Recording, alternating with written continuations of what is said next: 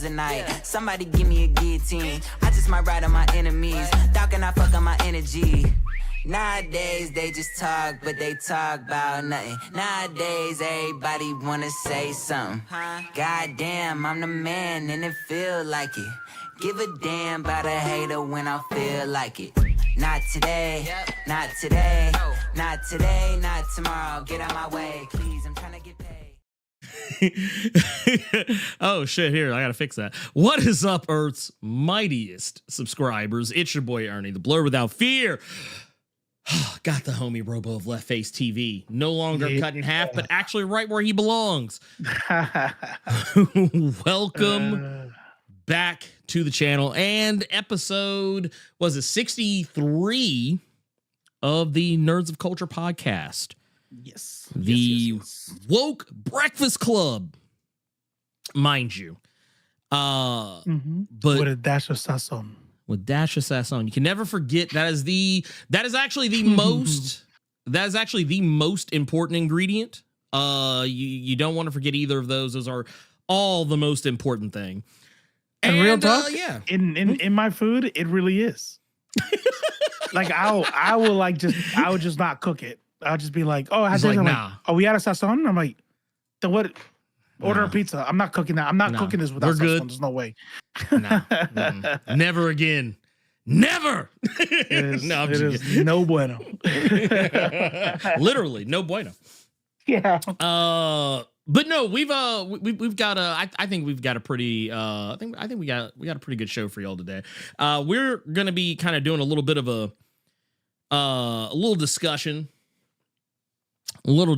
about Your Friendly Neighborhood Spider-Man, a show that kind of caught some heat, right out of the gate before literally I think 2 days before it had even actually released. And because the actor, the thumb that he is, decided to talk some shit. But turns out that the show is actually the opposite of what he said it was. We're going to talk about that. We'll talk about a couple of other, maybe some other things too. We'll see. I haven't we haven't gotten there yet. Chill out, y'all. Chill out. Yeah, we're going to get there. I'm imagining the chat like this, like, I'm cool. What? Yeah, it's I'm good. I didn't say shit. What I say? Like no, you did. My face. You did. It's like, you no, about you were thinking it. I saw it. you thought about it. You thought about it. That's what happened. You thought about it. Nah, in all seriousness, I'm just fucking with y'all. But that said, oh my god, this thing is gonna be funny acting today, I guess. Trying to log into Streamlabs, and it is saying no. Oh wow. I was trying to because I saw Stomp 10 had hit us up, but maybe now. I guess it didn't want my YouTube login. It wanted my Twitch login. It was like no, nah. It's like YouTube's not good enough. Like you ever get that? Your money's no good here. That's what they basically like. Yeah. Your YouTube's no good here. Is no good. But that said, before we really dive into it, I do want to say a couple of things. One, shout out to Threads, Threads fam. Yeah, not so much the app, but just the people on it. Shout out to about to say, monetize? What's that? No.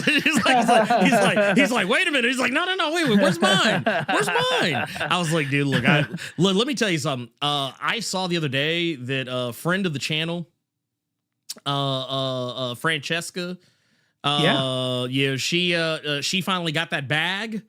And or technically she had the bag, but she had it. She says the only reason why I'm here, because they gave me a bag. I wouldn't even be here. Yeah, I was like she was already getting the bag, but like she's extra. She's extra getting the bag now. I'm like, oh, okay, bet. Yeah, shout out to a queen. But no, aside from all that, and here I'll let me pull this down so that you'll be able to see it. But your boy, your boy done fucked around and hit the 5 racks on Hey. yeah, y'all can call me Blerd Without Fear 5000 now over on So you love your followers 5,000? Yeah, I did, man, all the way. Yeah, honestly, 10,000. But for legal purposes, we're just gonna say 5. I don't know if I can legally. Well, you only got 5,000 likes to give, so you be in the hole. So right, you know. like if they want more, you need more follows. right. That's what I'm saying, man. Look, I'm just saying, man. I'm just trying to come up, man. I'm just trying to be like everybody else. Yeah, bro. But you mentioned Francesca. Oh no, I want to get to that point. So like, I want to get to that point where I can. Like her. Yeah, I'm trying to be like her. I'm trying to get it where like I want somebody to reach out to me and say, "Hey, Blerd, look, we want you to come to our platform."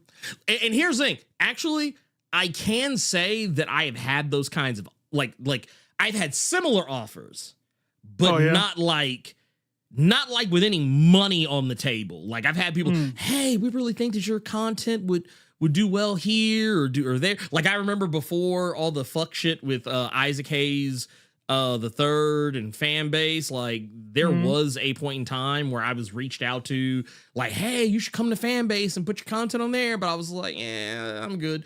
Yeah, I'm like, but you're gonna pay me?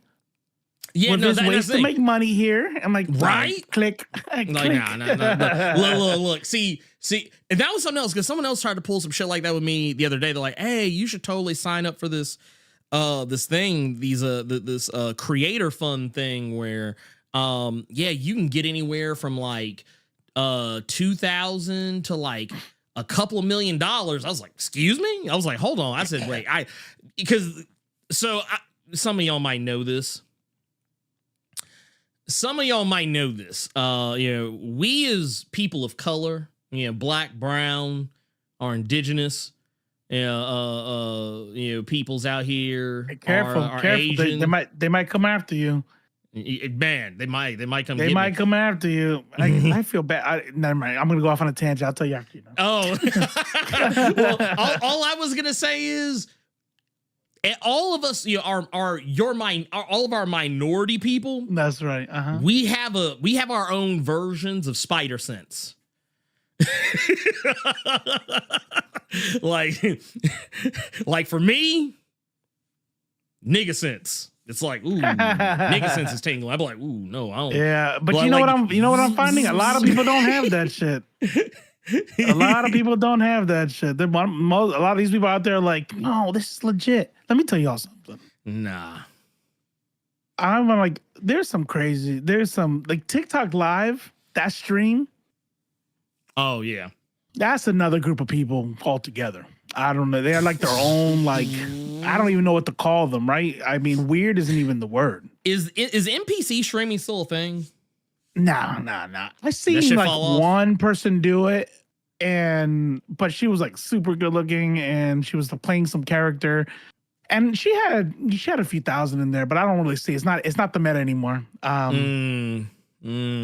But this dude, and I just like, sometimes I don't know why I do this. It's like watching a train wreck. This dude is sitting there like has a tin foil, right?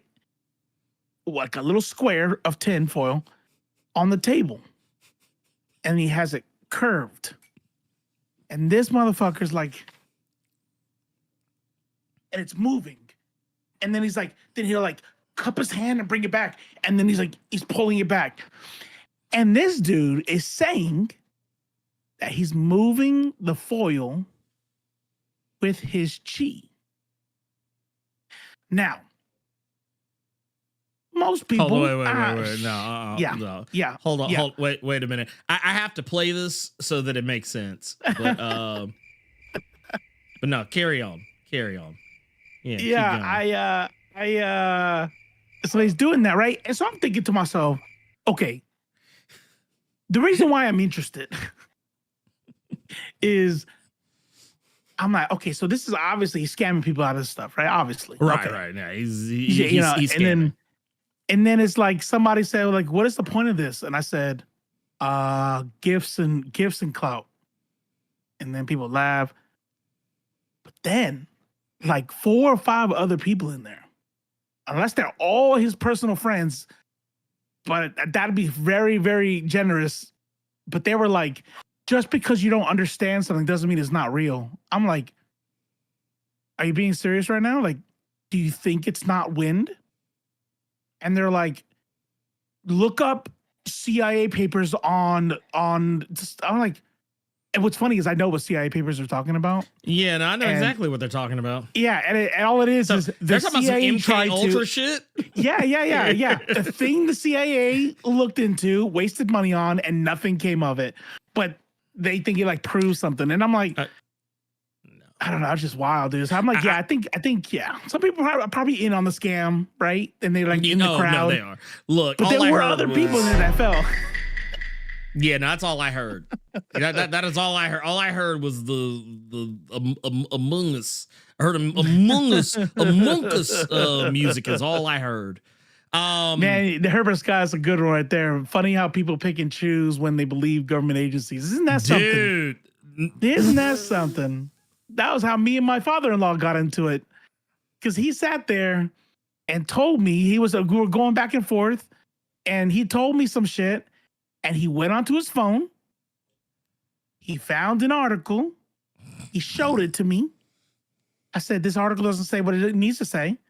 So I got out my phone and pulled out actual stats from a .gov website, right? I'm like, it's not an opinion. It's not Fox News. He goes, where did you find that?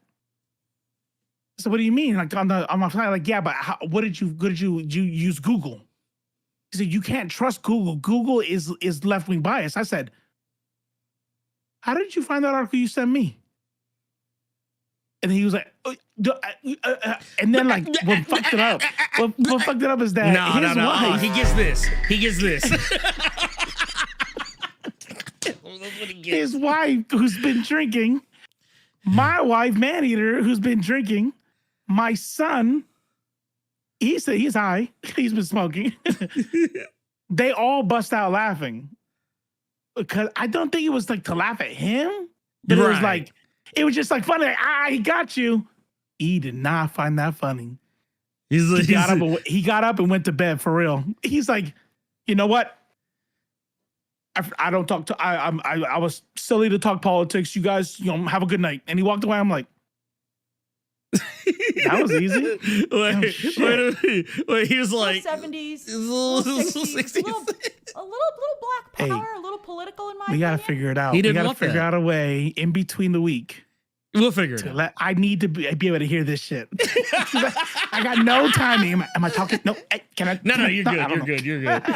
I've actually been doing it in such a way where like it doesn't even fuck up what you're doing.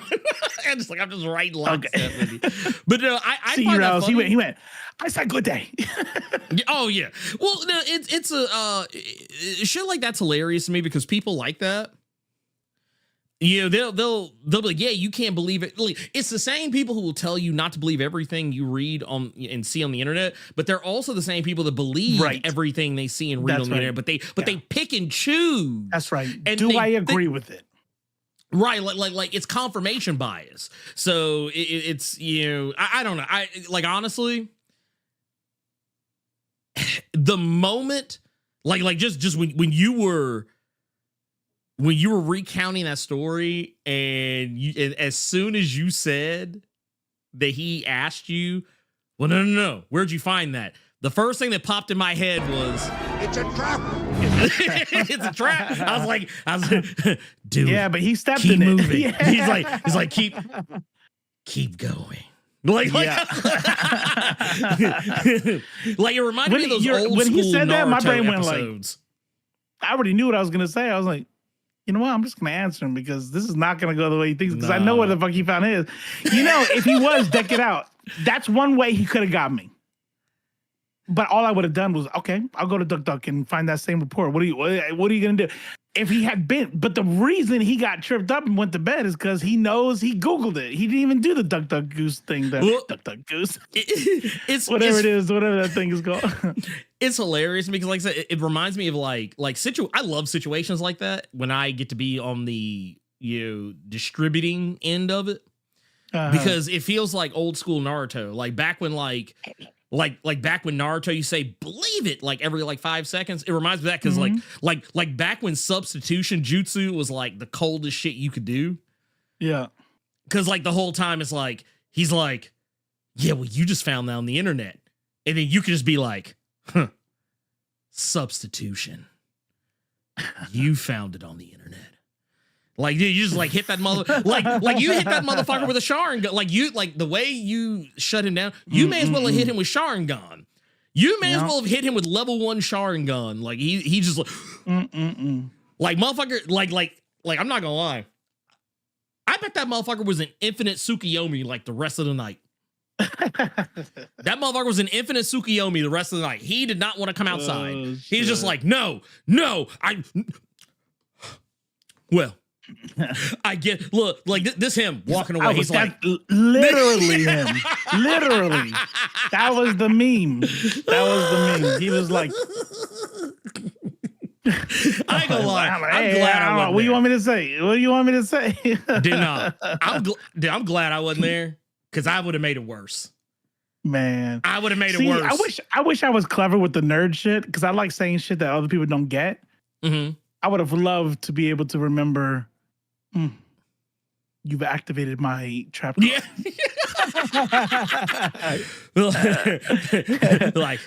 Good. You see me, I'm just I'm filled to the brim with memes. So the whole time, I just would have been I'm not gonna lie, I would have had it on. I literally would have had a soundboard up on my phone with some dramatic music, so that so at the right moment I could I could literally just sit here, pull out my phone, and be like, "Now you see now, you done fucked up, you ain't got that." It was like, hey, got his ass, got him. But no, it's it is what it is. It is what it is. But speaking of other things that it most certainly is what it is. We do actually have some love over here on the Streamlabs side of things, I believe. Or no, actually, it's here on the YouTube side of things. I lied. I told a lie. I'm sorry. I do not mean to lie. Excusez-moi. But we got Stomp 10 out here with a $4.99. This actually is. I'm not gonna allow this to stun lock me, but we're gonna do this. We're gonna make this a thing. We have got my guy out here with the $4.99 says, "What up, Blerd?" Yeah, you did that shit on purpose, Stomp 10. You did that shit on. Look, wait. Now, see, you need now me to go to the bathroom. I can just go get make a sandwich or something. Look, now it's see, now Robo's like. Yeah, I'm like, this is. He's like, no, I can answer my this very favorite succinctly. Power Ranger episode is not even a power episode. It was actually a Jujitsu, which is actually what the original Power Rangers were called. I mean, you're not wrong. But no, it's. I will say this. I'll actually keep it 100% Power Rangers. For me, it is actually favorite season overall. Is probably going to be to the surprise of probably no one, SPD. I really liked SPD a lot. Though I will say Zeo is a close second, but only for the theme song. Because that theme song went hard. SPD? Yeah, SPD. Power Rangers, SPD, Power Rangers to the rescue. What does SPD stand for? Space police, something or other. They're cops. Wow. They're cops. Wow. Hey, your favorites when they were cops?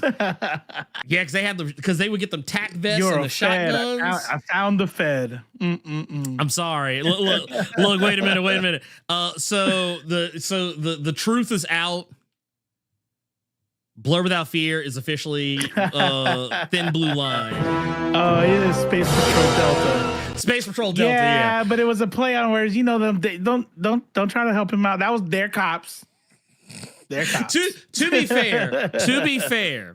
fair, it was also one of the few instances where a black actor was the leader. Yeah, there was a black. And he didn't have like the dry hair. He had like kind of like little. Did he have that little ass like hairline thing the old dude had in season 1?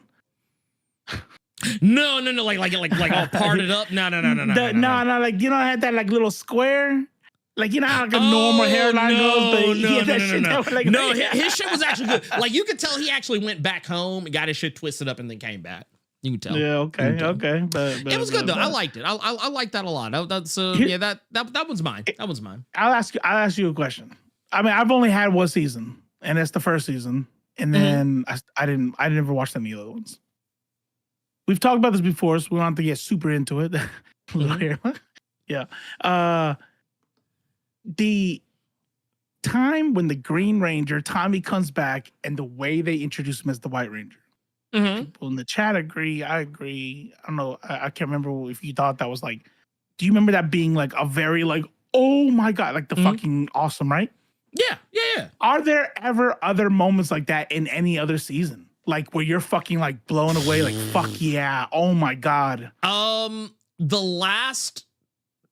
Oh man. So okay, I'll be honest with you. For me, I think they were trying to recapture that lightning in a bottle during the Zeo season. Because the 6th Ranger is a staple of Super Sentai. So it's going to be in every season of Power Rangers. Because technically, the original Zeo Ranger that's for Power Rangers, that's where it started. The whole 6th Ranger thing is like, oh, there's always going to be a 6th character who comes in later who's going to be the badass and everybody's going to fucking love him. He's going to sell all the fucking toys. And that's what the White Ranger was, the 6th Ranger thing. Okay, got it. Yeah, the White Ranger was in Die Ranger, that was the Kiba Ranger. He was the 6th Ranger. Well, in this, when you got to Zeo, which is O Ranger, they had a 6. It was there was a Gold Ranger. And I remember it landed like a wet fart because everyone was kind of half-ass expecting it to be Billy. But because this was at the time where Billy was persona non grata at Power Rangers because it had become not public, but like behind closed doors, it became, known he was a Nazi? that he was gay. That he was gay. Oh, wait, Billy. The Blue Ranger. Oh, okay. Yeah, the guy who used to be the Blue Ranger, David Yost, he that got out behind closed doors. This wasn't public knowledge, but what's that got to do with anything? Well, you know how Saban is a very conservative piece of shit. Yeah, that whole thing. So basically, What's the word? He's Saban's a fucking monster. That's what the fuck it is. But no, like the whole issue was that he was there. He was the most obvious person to be the Gold Ranger, and then it turned out to be Jay. He went through gay conversion therapy. God damn. Yes. There was, the story of David Yost is a very sad one. It's a very sad one. Damn. But no, it ended up being Austin St. John, who is the Red Ranger, who you were thinking about. Yes, that's who it wound up being, and it was such a letdown. Really? Was it? I thought that would be like a letdown. Wasn't that like nostalgia, like Power? Like I don't think anyone cared. Because he became Tommy. What if Tommy came back as that motherfucker? Well, no, Tommy was already there. Oh, I see. Yeah, because Tommy was the Red Ranger at this point. So it didn't matter where the fuck Tommy was because he was right there. It was like so they couldn't recapture that lightning in a bottle again because, well, the motherfucker who would have been the most impactful, he's already the leader. And the guy who makes the most sense for this to be the Gold Ranger, he's sitting right there. But he's gay. So now he's no. I mean, hey, look, our hands are tied. Hey, their hands were tied, man. The hands were tied. Look, I'm sorry, David. You were just 20 years too early, okay? If you if you'd have did this You 20 can't blame years you from can't now, blame Saban. He was a product of his time. It was different right? then. That's what it was. But no, it was stupid. It was so stupid. But yeah, they kind of got away from doing that because really Super Sentai doesn't do it anymore. They don't really make a big deal about who, like a lot of times, and I don't know if you might like this, you might hate this, but if you watch like current, like modern day, like Super Sentai, and even Kamen Rider does this, whenever there's like a new like Kamen Rider or a new like Ranger, it's not really much of a secret. Like you see that motherfucker probably, like it used to be they used to wait to introduce, like they'd be like, okay, we're about like a third, maybe halfway into because they do like 50 episode seasons. We're about like episode 20-ish. We'll go ahead and start teasing the Sixth Ranger. No, a lot of the shows now, sometimes you get Sixth Ranger like almost within like the first like 10 or 12 episodes. Oh, wow. Sometimes at the beginning, there was one called Key Ranger that had 9 motherfuckers in it. Like off top. They said, look, we're never going to do Infinity Wars again. Let's just stop and just make some good shows, okay? Yeah, it's like, look, man, just give the motherfuckers what they want, okay? Just give them what they want, all right? All right? Yeah, cool? Yeah. We're cool. All right. But no, so that's that on that. But that said, there's something that, I took a little bit of umbrage with, and I'm not gonna lie, it's kind of upset me a little bit. It's upset me. I actually think I might be a smidge in my feelings. I'll go ahead and say it. So some of you know that I have not really been fucking with Marvel Rivals as of late. Me too. I've been fairly, motherfucker. I saw you in comics the other day. I was like, bro, cut that shit out. I 100%ed that game. Good lord. Every single achievement is done. Oh my god. I've never done that on a Steam game.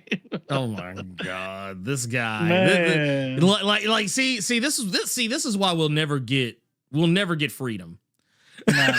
Nah. He's like, hey, nah. The FHTV will forever be a 10 to 15 stream show, okay? Because I just got shit to do. I got my dailies. I got my challenges. What do you expect? I'm not gonna lie. I actually meant to ask you this the other day. I was like, dude, why don't you just like do like Hassan? Just play on a game. Yeah, play a game and stream that shit while you. I've tried that shit a few times, and every single time the same thing happens. There'll be like somewhere between like 15, 20 people in there, And I'm like, you know what? I'm just gonna play some games, and it'll be like Sigfang and me. Just damn. Like it's like one person. I was like, damn. All right, well, I guess I'm gonna. And then honestly, I was like, well, I mean, I'm building a thing about politics. So you know what I mean? I don't have a cult of personality like Hassan. People are there to like, be in community with each other or watch some skits or whatever, but not watch me play video games. And so I'm like, you know what? If nobody wants to watch, I'd rather not stream and play anyway because I don't want to entertain anybody but my damn self. Look, I'll say this much for me. I am not going to 100% Marvel Rivals. I'm not even going to 10 or 20% Marvel Rivals. Yeah. Largely because, well, for one, I uninstalled the game weeks ago. Yeah. To facilitate, like, I don't know. You know what? Here, I want to share something. I'm going to tell you, this is what I do.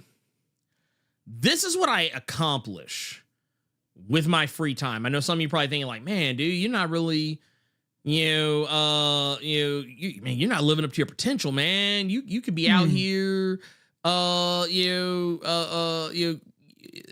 getting these games in, and I'm like, nah, man, I can't. I got shit to do. Like, okay, so like I'll give you this one. I'll give you this. That's right, one. Ruby is. That's right. Like, why do you have a syringe with a wire that goes directly to a USB port? Oh, man, I'm playing Rival. I'm playing Marvel Rivals. I'm downloading Marvel Rivals. Like, I'm just doing my thing, man. To the vein. He's like right there. But no, I like so basically that now that I don't have that temptation, I actually spend more time drawing. So like in a moment where I would probably like if I was not working on a video, if I would be playing Marvel Rivals, I will be drawing. I'm actually making myself draw instead, and I actually get a lot of really cool shit of it. I actually did this the other day. This is a one I did on good old fashioned pencil and paper. Yeah. And I also here I'll share this. It's the Amen. No. I also did this one the other day. This is another one that I did. Did this. What's up, girl? Like, hey, what's good? Look, I'm not gonna lie. I'm proud of this picture overall, but the thing that I'm most proud about it that no one's gonna notice is the halftones. The halftones? Are you talking about like the gray in the arm and shit? Like where you did the like shadings? this, yeah, like right here, like this shit. Like that's the shit that I'm like, yeah, I cooked on that. Like nobody else is gonna care. But I also did this one. I did this one. Duh. Yeah. So here I'll zoom this. I actually spent a lot of time. I actually had some special pins that I picked up from Vigalia. It's at by Vigalia on socials, but she had some the black girl hair pins. Yeah, some of the stuff you see. A lot of this is like I had a pin that like a lot of this like in the middle I did myself, but the outer edge I used her pins to really make it work. But I was actually really proud of this. I was like, oh man, look at that. Look, I even went back, spent time on the hips and everything, and I even went back and colored it. You didn't have to do the whole moose knuckle. I mean, you went all the way through it. Yeah, hey, look, I'm just saying, man. Look, hey, some people want to see that sort of thing. I don't know. I'm trying to get. Are your dudes gonna have dick prints on them? No. Oh, okay. Hey, but well, I mean, yeah. Look. Yeah, matter of fact, you never know. I don't know. Maybe you had one of them. You know what? Equal. The boys had it. Hey, the boys had it. I tell you what. I'll be equal opportunity. So just so y'all know, when it comes down to it, y'all gonna be like, ooh, he got dude with the. Wow. Did you ever watch, what was it? Just One of Those Days, or not? One of Them Days, the Keke Palmer SZA movie. No. Yeah, no. You'll if you watch it, you'll see what I'm talking about. Okay. The only thing I thought it was just one of them days. I mean, yeah, kind of. That a girl goes through. That's it. They were going through some shit. I can tell you like that. But no, we gotta. I'll say this much. So I've not been on.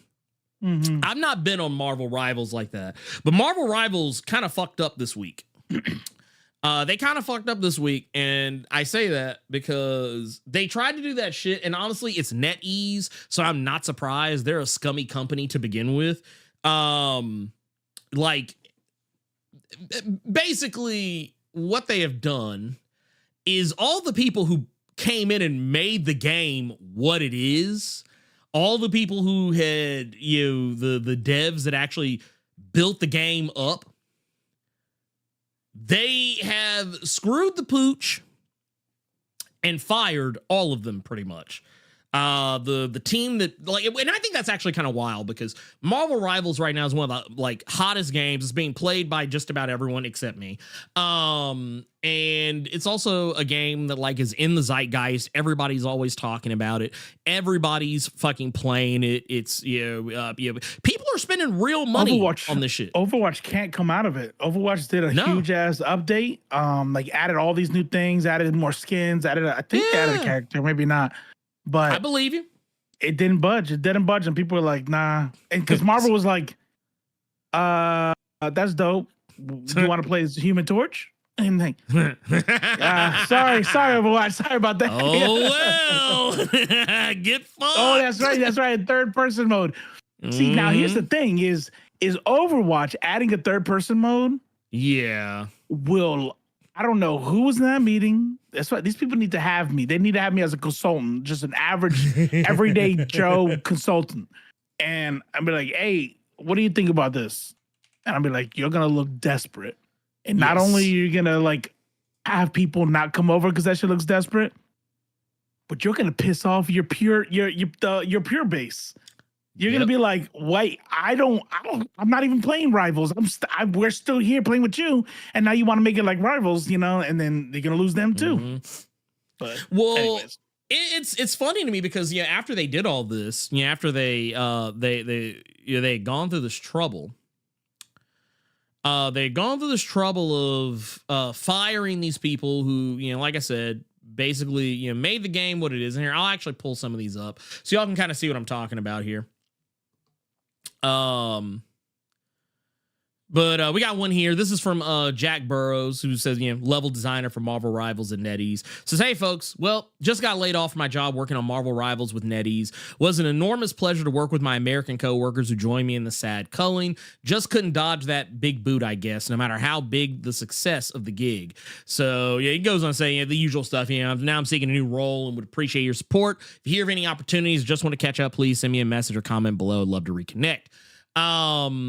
And it goes and say, was hashtag open to work, hashtag you can't win them all. I found this incredibly disheartening because I feel like, man, this game is doing gangbusters. And you mean tell me they can't, they got to fire folks? Because normally they say, oh, this is the type of stuff that games that are failing do, like games that aren't doing well do. And it's like, no, games that are doing phenomenal do this shit all the fucking time. And, absolutely. Because it's capitalism. Oh yeah, no, no, capitalism like a motherfucker. And I'll take you. We'll take you a step further here. I'm gonna zoom this in just a little bit. Thaddeus Sasser. I love how underneath them it says, "I help create billion-dollar franchises." That is, I'm not gonna lie, that's a weird flex. We'll work for food. Yeah, right. It's a weird flex, but you know what? I love that energy because you know what? I feel like that is not an incorrect fucking thing to say in this situation. Right. But Thaddeus goes on to say, this is such a weird industry. My stellar, talented team just helped deliver an incredibly successful new franchise in Marvel Rivals for NetEase games, and we're just laid off. Oh, well, times are tough all over. Let's find these incredible people new jobs because we all need to eat, right? Today, I'm going to start with the inspiring Gary McGee. And kind of goes on to talk up Gary and so on and so forth. But I just I think that the fact that like just this top part here is really the most important.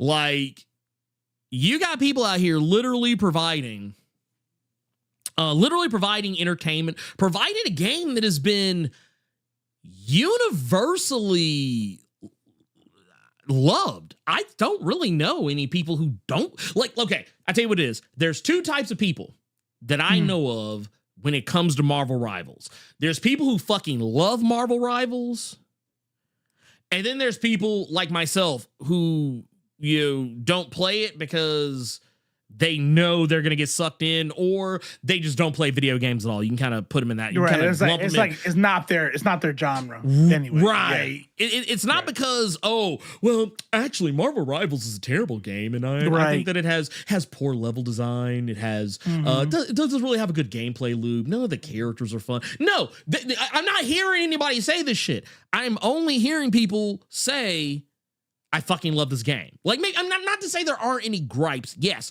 I'm certain there are tons of things about the game that could be changed for the better. But I mean, the overall idea is that there's nobody out here saying, fuck this game because it's bad. It's like, no, you provided a game that on paper should not have worked. A fucking Overwatch clone in this economy? Right. when Overwatch ain't even Overwatch no more. Yeah. And they made that shit free. They made that shit free. They added a season pass that you don't have to pay for. You can. Yeah, you can. If you want to jump ahead. But they're like, nah. Yeah, is there like a premium side? No, you could pay premium, but all that is giving you that's letting you jump ahead in the line. But there's no like, you know how like some have like 2 tracks? Like here's the premium stuff that you won't get if you don't pay. Marvel Bros. Doesn't have that. You can get everything for free. And they're still made. What they made? $135 million as of February. Actually, that is insane. 135 million, bringing the company, collective with all its games, 2.9 million as of the end of the last quarter. Jesus. 2.9 billion. Billion. Yeah, no. 2.9 billion at the end of the last quarter. And I just want to point this out too real quick. It's okay. It's okay that they fired all these people. You know why? Cause of Blade, baby. Did you see it? Did you see the thing? Mm-mm. Oh man. Oh wait. Was there something else? I'm gonna send you a link. And it's not even copyright. You could play this shit. Hold on. I sent it to co-mixed. Here we go. It's an Instagram video. Ooh. You gonna send it to me on Instagram? No. Okay. I'm gonna send you the link in Discord. My man. So while you get that pulled up. Yeah. So you know how people do where they take the game and then they go into like observation mode and they just try to go and they clip through walls and shit. So there's this map, the new map, which is Dracula's Castle. People went through and then they go in under the map. That's what you're watching now. Go in under the map. And right here that you can't get to yet is Blade held captive by Dracula. And he even shows the character model. He'll go up close in a second. But those are the portals that gets you into the area. Like I guess later, because I don't know of any way to get in there right now. But watch, he'll go up to his face. That's our Blade for fucking Marvel Rivals. His swords, everything. That dude's gonna be mean. See, this is the type of shit I'm talking about. NetEase knew what they were doing because as soon as those announcements came out that they had fired all those people and people were kind of like talking shit, that was immediately the next move. They were like, "Hey, Blade." Oh, you already know, Elite. Yeah. Oh yeah, they're like. They'll find it. They'll find it. they're like, hey, some nerd, some fucking Cheeto dust fingered fucking nerd is gonna be bored one day, like, cause he's not getting any fucking pussy, and he's gonna be like, man, I'm gonna just open up the code on this game and see what I can find, cause I don't have anything better to do with my time, and then they'll fucking find the shit. Why are you doing him like that? He showed us the thing. He gave us a gift, and you just killed whoever made that video. I did, didn't I? Damn. Hey guys, you want to see this video? You fucking nerd. You fucking nerd. No pussy kid. Look, hey. You don't like the video? No, I love the video. That's dope. I like the character, but you're a fucking, what the fuck is wrong with you? What do you do? Fucking no pussy getting. He just murdered that dude for nothing. Well, motherfucker sit up here talking about some, man, damn, like I didn't even do anything. But why like, he called me a nerd? The show's called Nerds of Culture. I'm so confused right now. What did I do? Look, I apologize. Okay, I'm sorry. There's something wrong with me. Look. This is a sick Negro. I'm sorry. Okay, I'm sorry, y'all. I'm the problem. I admit that. I'm the problem. However, you know that motherfucker probably got Cheeto dust all over his thing. You know it's somebody that's probably got some Cheeto dust. DJ Lionheart, you can while you're playing, you can go down there. Is that a thing? I'm not gonna lie. I've been fucking editing Blerd's video all fucking day since I woke up. Look, I haven't even played the new map. No, tell him. Tell him. Be like, no, I've been cracking that whip on his. Let me tell y'all something. Let me tell y'all something with my employer right here. there's a reason why I have not finished my degree. I got this bad habit of telling myself I got time. So I killed the no viable X-Men thing. Boom, that's a big one. Oh, phew. Yeah. And then I killed the Teenage Mutant Ninja Turtle number 6. Boom, pop, pop, pop. I'm like, I'm on it. I know it's for Black History Month, so I'm like, it's got about a week. I got about a week to get this next one done. That's 7 days. What the fuck, 7 days? 7 days is a long ass time. Let me get some Marvel Rivals in. I think I earned that. 6.25 days later, I'm like, oh, I've only just now got through I gotta fucking still do the pictures. What the fuck have I been doing? And so like I woke up this morning and my wife just got back from her little trip. I'm like, hey babe, I love you. I missed you. I gotta go. I gotta edit. I cannot not get this. I mean, look, I be feeling bad just like, man, I feel like I'm beating this motherfucker's ass. No, but see, here's the thing though. This is what I've told this to every person who's ever like, even when I was active duty, they would see me leaving the thing at 9 o'clock, 8 o'clock, and they would tell me like, hey, Robles, go, man, Doc's like a motherfucker. Go to your shit. I just caught it and I was like, go to your go home, man. This stuff could wait till tomorrow. And I'd be like, I got one more thing to do. I'm gonna get out of here, sir. And I see the way they're like, man, that guy is a fucking worker. Little did they know the reason I'm still there at 9 o'clock because I've been bullshitting all day. I don't know how to fucking kick people out of my office. I'm over here talking, yapping, and all of a sudden I'm like, oh my God, we got a meeting tomorrow and I still haven't even done these slides. And then like, that's why I'm there at 9 o'clock, but they think I'm out working hard and shit. So that's why when I go to bed at 5 a.m., it's really because I feel bad that I haven't done shit for so long. So now I'm just going to get as much done. That's how I do school. That's how I do everything. Damn. You know? I mean, I'm not gonna lie. It works for me. It works for me. You know, from one candle, both ends candle burning motherfucker to another. I get it. I get it. Because I do the same shit. I'll literally be like, oh fuck, I gotta fuck, I'll just stay up and get it done. Fuck it. Yeah.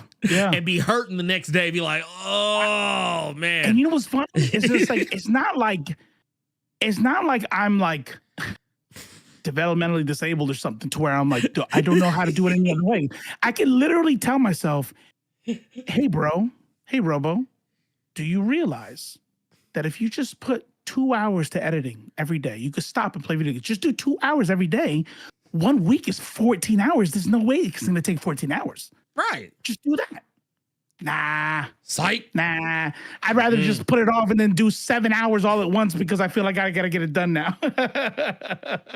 I'll tell you this much. I think because you and I had a conversation the other day where I was like, man, I'm kind of proud of myself. Like, I was like, I got like, 3 or 4 videos like done. Yeah. Like in like a 24-hour stretch. Mm-hmm. Well, the funny thing, and the thing is, but it was because the reason I was able to do it. Rivals. Well, no, well, it wasn't that, but well, I mean, it was also that, but it was also because I did something I don't normally do. I planned ahead. I was like, hey, you know what? I was like, DC. Man, I probably shouldn't say this out loud, but I'm gonna say it anyway. Fuck it, I don't care. I usually can read about a month to 2 months ahead on DC Comics stuff because I'm on the press list. So like any books that came out for DC this week, I probably read 2 months ago. Yeah. I think you can say that. You just can't talk about what you read. Then you screw. Right. I can't talk about what I read. But like like that's why like sometimes if y'all might notice this, if you ask me about a book from DC that came out like recently and you ask me what I thought about that shit, and I'm just kind of like I give you that shit, I'd be like, because I forgot. I read it before tomorrow. Yeah, it was like one of these days you're gonna be like, You see, Batman, make sure you go get it. Why? I can't say. I can't say why. I can't say why. Just get it. Just get it. I'm gonna ask you one question. How sad would you be if he died? Now, I'm not saying he's gonna die. I'm just saying, how sad would you be? I'm just saying. If you would be sad, don't get it. Don't get it, okay? Yeah, nah, don't do it. Don't do it. Well, no, but you didn't hear that from me though. Well, and it's hilarious to me too because some of you might have saw I did a video where I actually did a yes, Troy jacket. Yes, I did a we'll swing back around to it. Sorry, Right. Troy's like Troy jacket, jaquete, jaquette. He's like what happened? Wait. What happened with the firings? Like, are we good? Oh, yeah. Well, like, I mean, bro, yeah. We'll get back to it. Don't worry about it. We'll get back to it. I promise our you. tangents come out, but we make hard U-turns and we get right back. We really do. Like it's one of those things where man, it's gonna sound awful. But like was it that Family Guy cutaway gag when they're being very racist about how Asian people drive? Oh yeah. It's like good luck, everybody. Yeah, good luck, everybody. They just like that's how we get back on track. So just chill. No,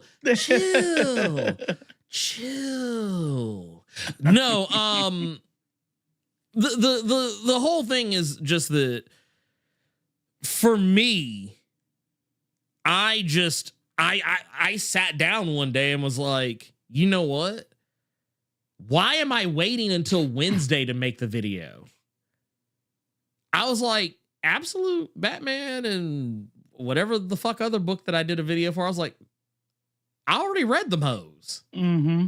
I was like, I could just make the video now. I can't like I can't add anything to it, but I can fucking edit the audio, which is the most time consuming part of it. And that's what I did. So like when I woke up Wednesday, there was, and I think I only did one other video besides it, which was like a Marvel one, and I'm not on the press list for Marvel, so I don't get to read Marvel shit early unless someone gives it to me. Which I have like 2 or 3 hookups at Marvel, but it's only for their specific books. So it was like, and it wasn't that week, so couldn't take advantage of that shit. But that's why I was able to get 3 videos out in one, in a single day, just about. But to get back to it, yeah, honestly, as far as I know, as far as like all the hubbub with Marvel Rivals and, did you hear about why they did it? So from what I understood, it sounded like corporate speak. So that's the point I'm getting at. Here's the thing about it. Yeah. It's not that I don't care, right? It's not that I don't care. Right. But as a leftist, right? As an anti-capitalist, capitalist. Okay, bet, Rough Rider, I got you. What's up? Also, hi, auntie and uncle of Rough Rider, auntie, uncle. Hey. Here's my thing is like, is it sad that it's happening, right? But if you read NetEase's deal, their main office, these are outsourced developers, right? Right. Their main office is in China. So they got through the launch, they got through the level making, and then they streamline. You know, and then that's what corporations do. But the only reason why we care for this is because we're connected to it, because we love this game, and then the artists are gonna come out and, you know what I mean? Because independent artists, that's how that shit is. You know, that's why you got like face tattoos and shit, because they're like, I work for myself, you know? But you know how many times every single corporation, 100% of every capitalist for-profit corporation streamlines and lays off. Yep.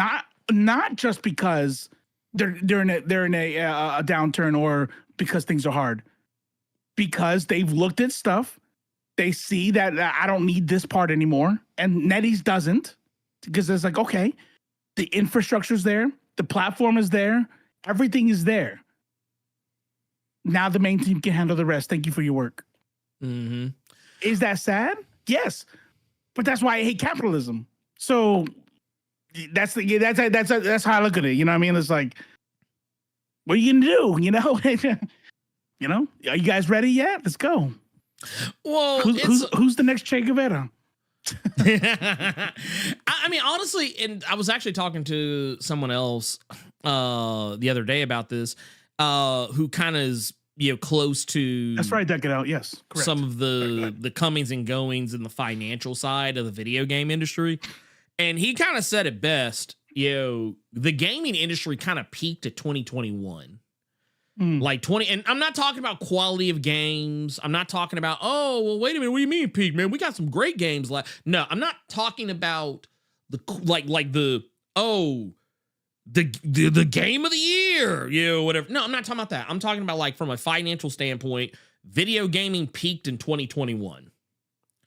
And kind of the same way that I always joke that MCU fans are steadily chasing the dragon. In regards to getting, you're trying to get that vibe back from Avengers 1. You're trying to get that vibe back from Infinity War and Endgame. The gaming industry, like, and when I say industry, I'm in this case specifically talking about the corporations that fund these things. They are chasing that dragon of 2021, and they're trying to get back into that same spot. Money. Yeah. No, it is what it is. But that said,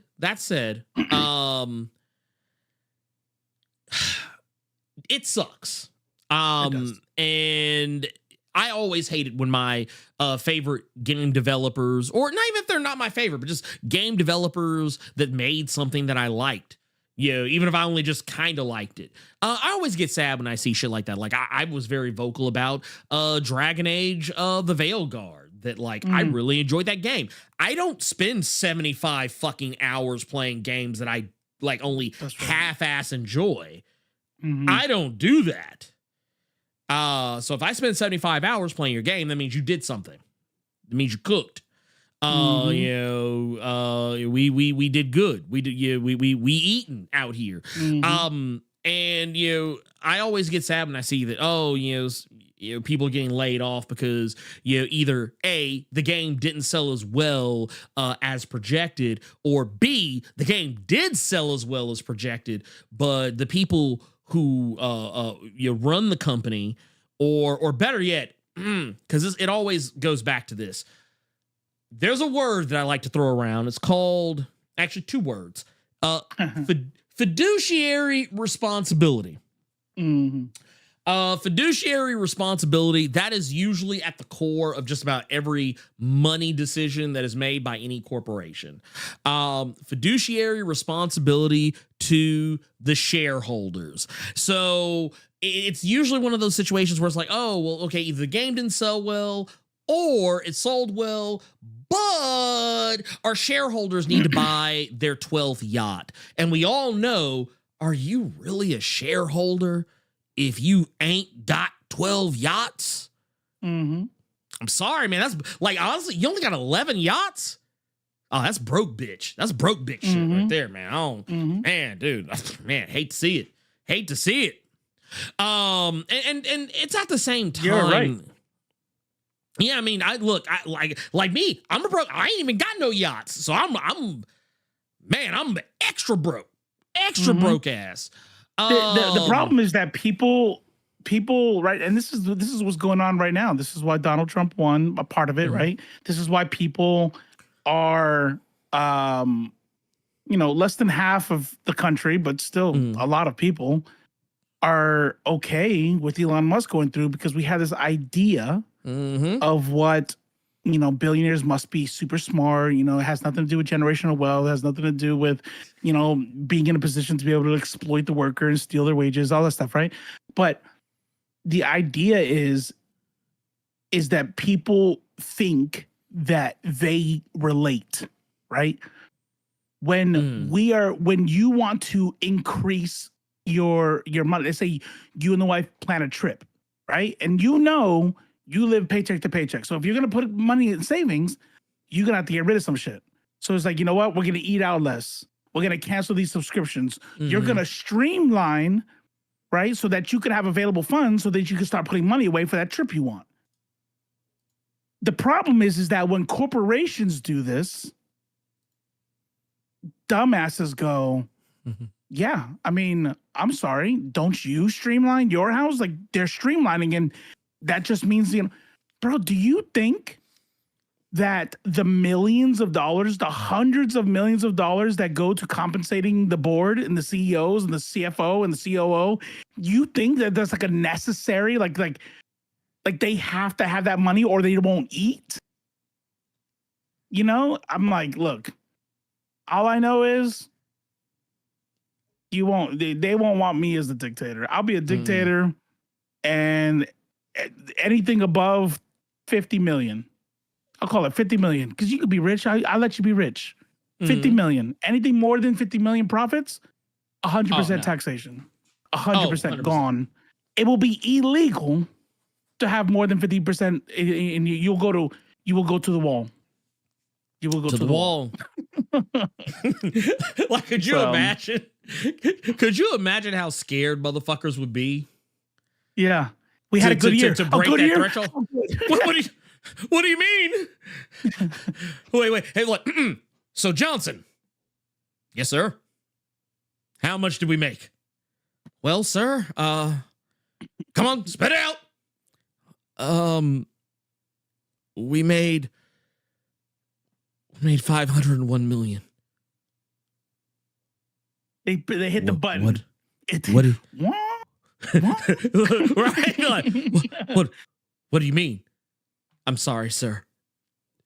Wait, no. Last quarter, we fired too many people, and we made too much profit.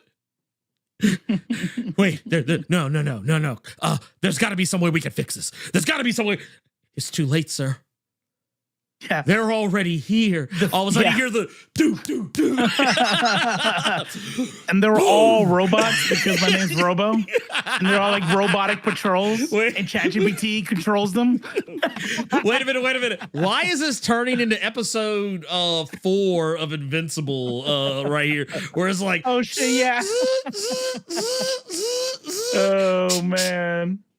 Hand over all your riches. By order of the decree.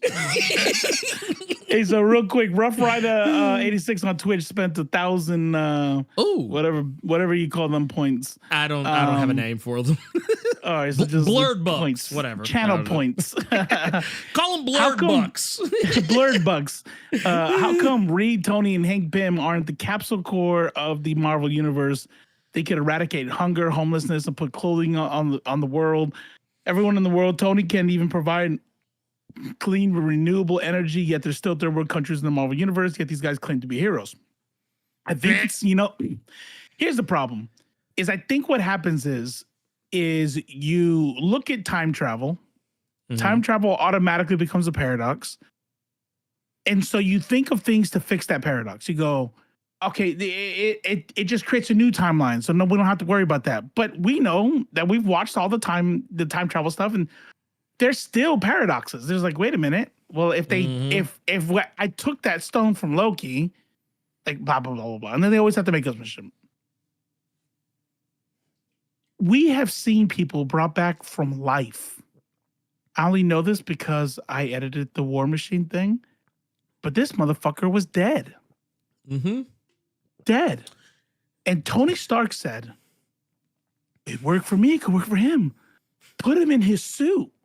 And the suit jump-started him back to life.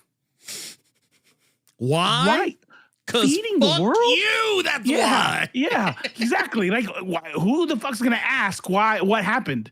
Look, you could bring back somebody for life, yet people still get cancer? How about magic? How about alien universal magic? Like, there's gods, there's aliens that are advanced races, there's the Kree Empire, there's all these people. We still get colds and shit. You know what I mean? Like, look, there's only one answer. There's only one true answer, and it's because Reed and Hank Pym, and Tony Stark and all them, they have failed you. There's only one person that can save you. There's only one person you should be putting your faith and undying loyalty into, and it is Dr. fucking Doom. That's right. He's the only one. That's right.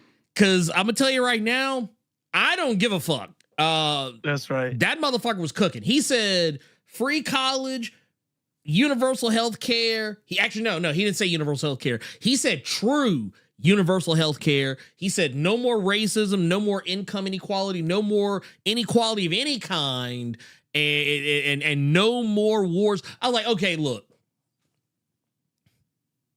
I know this motherfucker trying to take the world over, but man, I think this is the one time. Man, let that motherfucker have that shit.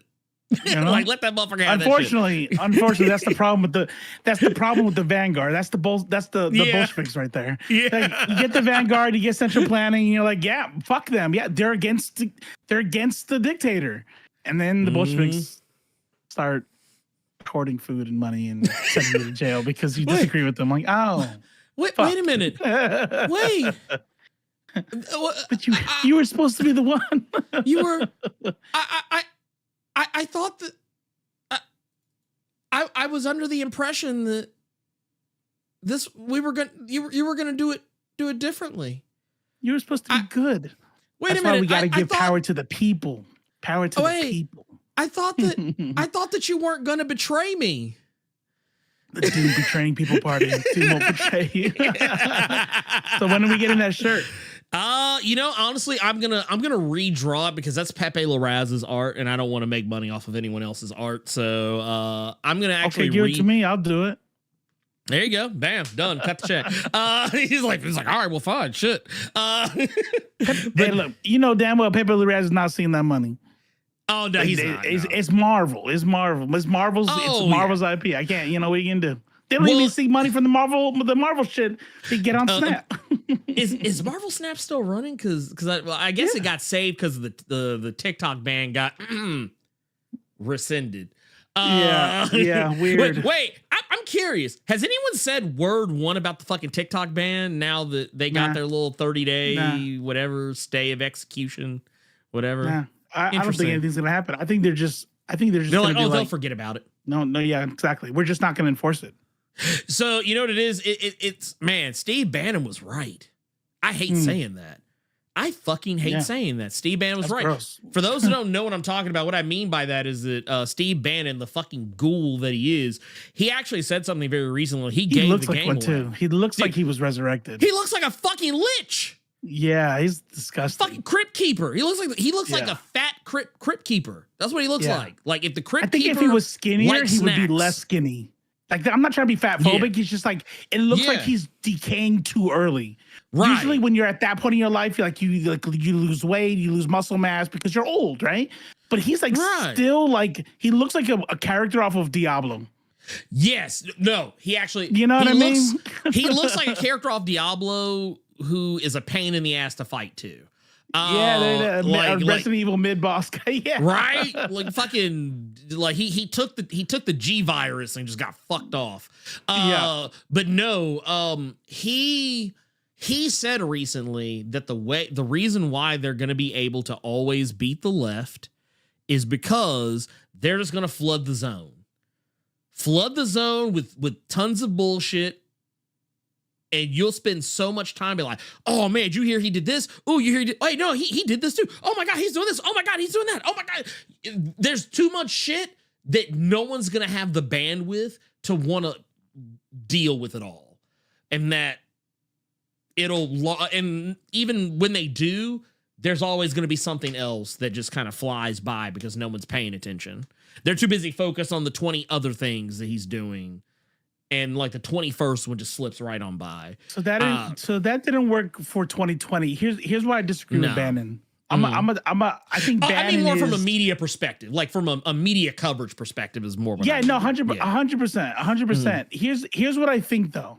I think our problem is that people don't realize that the Democrats give us a pittance, that we are like, oh, please, can we just go back to bombing other countries and we get to like live a normal life here? Like Like Donald Trump and Elon Musk. For GW. Yeah, it's like I'll go another 20-year war. You can have it. You can have it. But it's like when Democrats win, right? Because Biden ran on a progressive platform in 2020, whether people want to fucking have, a convenient memory or not. He got a record number of young people, record number of leftists. Everybody was like, we cannot have another Trump, and broke records. And then what did he do? He spent the time, but corporations continued to get richer. And he was talk all this shit about taxing corporations, and it didn't happen. And it was like, okay, you get a pittance. And so after Trump, they say Trump is going to hurt people. It's going to be shitty. The Republican is probably not going to win in 2026. Trump doesn't care. 2028. Trump doesn't care. Trump doesn't care because I don't want to run anyway, but I'm already set throughout the world. Saudi Arabia owes me. I'm going to build fucking buildings over there. Fucking Germany owes me. The AfD party that now runs Germany owes me. Everybody fucking owes me because of how I fucking ran these 4 years to the detriment of the United States. But I'm getting, my family name is going to be set for life. And then the Democrats are going to win. And the Democrats will continue to make money off of corporations, to continue to protect corporations, to continue the wage gap, and not do anything for the people. And that's why we will continue to lose. We will forever lose. But comic books, right? Shit. Doom. Right? Yeah, right? I'm just saying, hey, man, one world, man.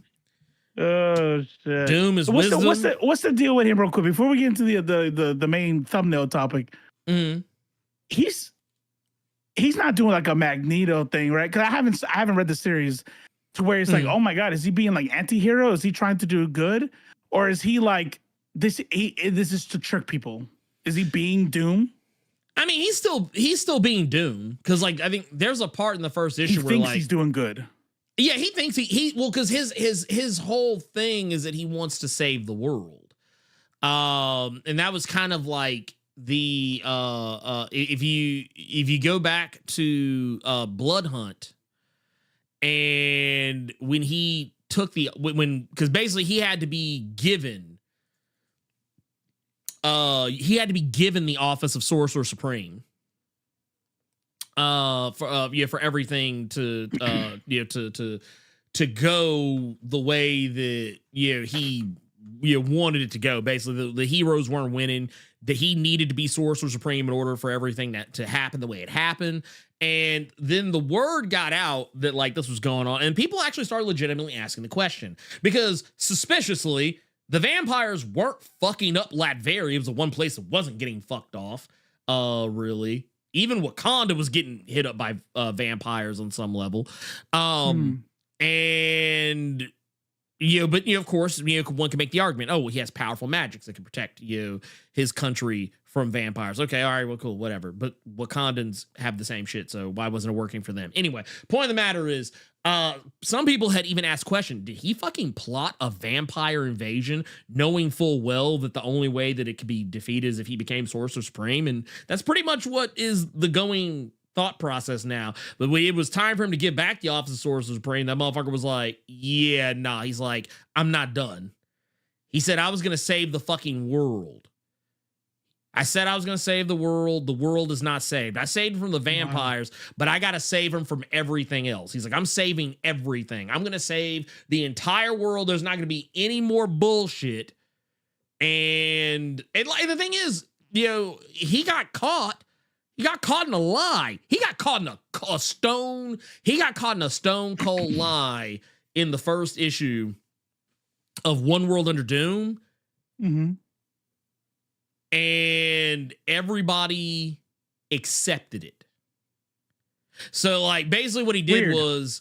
that would never happen in real life. Right? So, like, I'll just show you, for those that don't know, I'll share this little tidbit, and then we'll get to Spider-Man, I promise you. But basically, the long and short of it was that Baron Zemo, whole fucking Nazi, goose-stepping Nazi, Yeah. Are they really? Are they? Is Baron Zemo? I know they were Nazis, but didn't like Hydra they like tried to distance themselves from Nazis. Like, yeah, I mean, on the slick, they're supposed to be like even more evil. Okay, yeah, they're still Nazis. They're just Nazis. Like it's kind of like how the Galactic Empire are Nazis. It's like got it. Nazis, space Nazis. Got it. But they're still Nazis. But no, Zemo was like, got it. Oh, man, ooh. I mean, look, don't make me play this. I said. Why you make me have to do that? Why you make me have to do that? I had to do it on principle. I had to do it. But no, so Zemo was like, yeah, nah. He was like, fuck this Doom shit. He said, Hydra rides on Doomstadt tonight. So and you make the Nazis mad and they don't want you to stop you, you're probably the good guy. Yeah, you're probably the good. You probably are the good guy. But the thing is, Zemo acted as if he knew something that no one else knew. But here's the funny part about that whole scenario is that he runs into Doomstadt, but he don't walk out that bitch. He comes out that motherfucker later. They got a fucking press conference going off. Is that Cyclops' gear? Where? I feel like he looks like an X-Men right there, Baron Zemo. Oh, no. That's his normal fit. That's his normal running around fit. But no, little skirt. That's cool. Yeah, he's got the little crotch flap, I mean, it's a take it's a piss choice. wherever you want. Yeah, you just yeah. But no, this motherfucker shot a press conference like, oh yeah, by the way, Doom's cool. He's like, Doom's cool. He said, by the way, we're gonna start working with Doom. We're gonna actually build schools across the world. We're gonna get education everywhere. We're doing this shit. We believe in Doom's plan. But then it turns out later, it's because that ain't fucking Zemo. Zemo's fucking dead. And it's a fucking life model.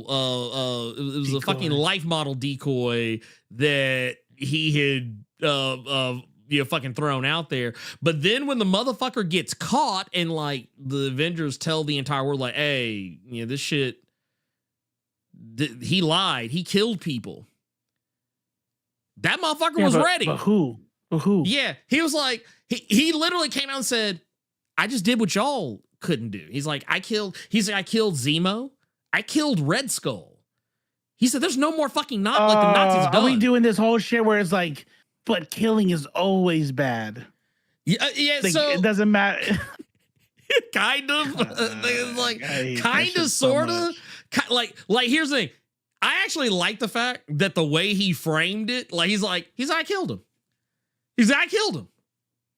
He said these men were proud, unrepentant Nazis, leaders of a virulent gang of racists, mind you. He literally said, it's a problem that y'all been failing to solve since World War II, but I took care of it. And you know what? I don't like what the writer's doing. Whoever writes this shit, who writes it? Ryan North. Ryan North. I see you. See you. Why would think about it? You got the dude who's like, fuck Nazis. I'll kill Nazis. You won't. I want to give people free food. I want to give people all this shit. And you're gonna make him the bad guy who's a liar, and he's probably gonna double cross everybody. Like, see, like Mr. fucking North over here is like, this is what happens when things sound too good. That's why you can't trust that shit. Nah, fuck that. I don't like this. If Doom don't come out the good guy in this, fuck that guy. I will say this. This is the best part though, is when you get to the end, like he actually admits, he's like, yeah, I lied. He's like, I lied. He said, look, right here, I lied. He said, but I still actually had Hydra clearing landmines. I had them building schools. And he told me, he said, unfortunately, the Avengers and their ilk couldn't stand it. So rather than risk their decades of ineptitude, their fundamental torpidity, I don't even know what that means. That's nice. Being revealed, they tore down my work. More or less. lackluster. If they couldn't save you, then they would ensure no one else could. He's fucking not lying. That's it. That's it. I mean, it's it. the whole line. Pride. And this is the best part. This is the best part. Look at this shit. And only Doom can save us. See, here's the thing, though. It's still sus, though, because it's Doom. Yeah. You go to the panel with Iron Man. He's like, of course he's lying. It's Doom. So that's my problem here. Unless they pull a Magneto, he's change of heart. There's gonna be a twist. There's gonna be a reason why this was never sincere. And I'm telling you, this is some Chris Pratt shit. We've never heard of this fucking writer because the writer knows how to shut his mouth. But you're just gonna conveniently give us that the socialist is the bad guy who really just wanted to fuck you over. I see you. I see you, and I don't know. I don't know. I am hopeful. I'm actually hopeful because not to say that I don't have any inside baseball on One World Under Doom, but I've read enough of his stuff to kind of have an idea of like what he's fucking with. So right before the Secret Invasion TV show came out, he did his own. They did like Marvel did like a retelling, not a retelling, but like a spiritual follow up to the actual comic. And he actually did a really good like treatise on like immigration and honestly kind of like touched on some of the things that I think the TV show failed to really Doom. What about it? I'm saying that's who did the treatise. Yeah. The same. The guy who's writing One World Under Doom. He wrote the same. He wrote that other story. Got it. But and he does a really great job with Fantastic Four as well. Ryan North is kind of one of those like rising stars. So you're saying let him cook. Let him cook. Yeah, I'm gonna let him cook. Right. I'm gonna let him because I kind of feel like he doesn't really play Doctor Doom up as so much of a bad guy a lot of the time. Just he largely leaves him morally ambiguous. But I will say this. Doctor Doom is not a character anyone should ever like fucking trust, like ever in the history of ever. But I'm like this, man. Motherfucker hooking folks up. Hey, let the man do what he's gonna do. But C. Rouse made me think of something. I got another theory. Then C. Rouse said it. He goes, "The Avengers are status quo." All right, check this out. You know how we say ACAB, right? But everybody wants to talk about their uncle or their dad or their brother or whatever the fuck, right? That's because these people don't understand the system that they're in. They think they're the good guys, not knowing that the system is only there to uphold the status quo. So it's like what a more charitable way that this can go is you had somebody, everybody calls the bad guy, but he's doing good shit. And they're still going to stop him to the detriment of everyone because it is more important to maintain the status quo than it is to feed the world. Yeah. And that's going to be the Avengers. The Avengers are going to be the people. That's Captain America's like, I don't care that you killed Nazis. I don't care that you built schools. You did bad thing and now you must stop so other people can starve. You know, like, man, that'd be dope. What if the Avengers become bad? Well, and the thing is, what's kind of funny about this, and this has kind of already been teased, there are going to be people, and it even kind of comes up in that first issue. There are already people who are kind of like, bro, give me Civil War 3. What if they give us Civil War 3? Okay, hey, as long as it's better, Mr. North, I think about what I said, but if you can like steer this into Civil War 3, where we got a Doom versus Cap again, because Cap, man, I don't know, man. My neighbors moved in. I got some new neighbors across the street, and they put a big ass American flag. Isn't it sad? Like I'm like, Like any other time, maybe like, yeah, of course. Well, I don't know, probably military or something. I don't give a fuck. But now it's like, I don't trust that shit. Yeah, so now Captain America's out there with you still haven't done the Superman thing where he's like, no, I'm here for the world. You still Captain America. But you don't give a fuck about the rest of the world? It's more important to stop somebody from committing murder than it is to feed the world? I don't know. I don't like that. I'm just saying. I liked him when he was dressed in all black with a beard, though. That shit was dope. If there's, well, I'll tell you this much, because it's already kind of been like thrown out there. They'll end up getting to a point where people are going to be divided. It'll be kind of like, I think Marvel for the most part, they will probably avoid calling anything Civil War again, largely because of Civil War 2 and how piss poor that was received. But the closest you'll get to it is Avengers Twilight. That'll be that'll be about as close as you get. But I will say this much. For those who are who've been sticking with us, I do want to say one thing I often like to be able to do is I like being able to say that I was wrong about something. I actually rather enjoy it. Oh, it causes me great pain, so that's good. he's like, man, fuck that shit. I ain't saying shit. I get all nauseous and shit, and that's bad. Nah. I ain't wrong about a goddamn thing. He's like, no, fuck all of that. Because sometimes there are situations I find myself in where being incorrect is a good thing. There are those instances where that happens, and the one thing I was actually grateful to be wrong about was your friendly neighborhood Spider-Man. Which, for one, I was glad because, I think, and we talked about this before, the thing that actually saddened me about the whole discourse surrounding your friendly neighborhood Spider-Man was that I was like, man, people are going to take away the wrong thing from this show if it doesn't go the way that everyone's hoping for it to go. And what I mean by that is, for one, your friendly neighborhood Spider-Man is a show that, for all intents and purposes, for all intents and purposes, all practical purposes, this is a show that has what I think probably one of the coldest writers out there that they could have gotten for this. You see the name Jeff Trammell. Jeff Trammell. That is for one, brother. Yeah, right there, brother. Also, Craig of the Creek. Wrote 126 episodes of Craig of the Creek. The guy is out here. Dude's a fucking genius. And I'm gonna tell you guys right now,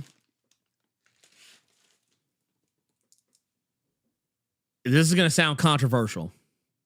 Uh-oh.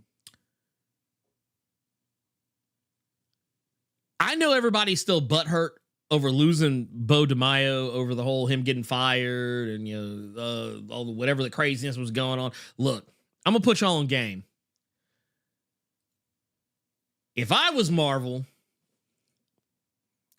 I'd have hired this motherfucker and been like, look, you want them X-Men? Can you do X-Men too? You got time, man. Hey, look, give this man the bag. Give this black man, give him the bag. Give him the bag. And I say this because this man came out here and took something that I don't think a lot of people were really checking for quite as much until they got to see a little bit more of it. Because I remember when this shit was called Freshman Year. I remember when this show was originally supposed to be tied to the MCU. This was originally meant to be, showcasing the early days of Peter Parker. And then, eventually over time, they kind of distanced themselves from that. And then eventually the show got retooled. It got renamed. It's kind of one of those shows that, like, it is a part of the MCU, but in a very different way to where,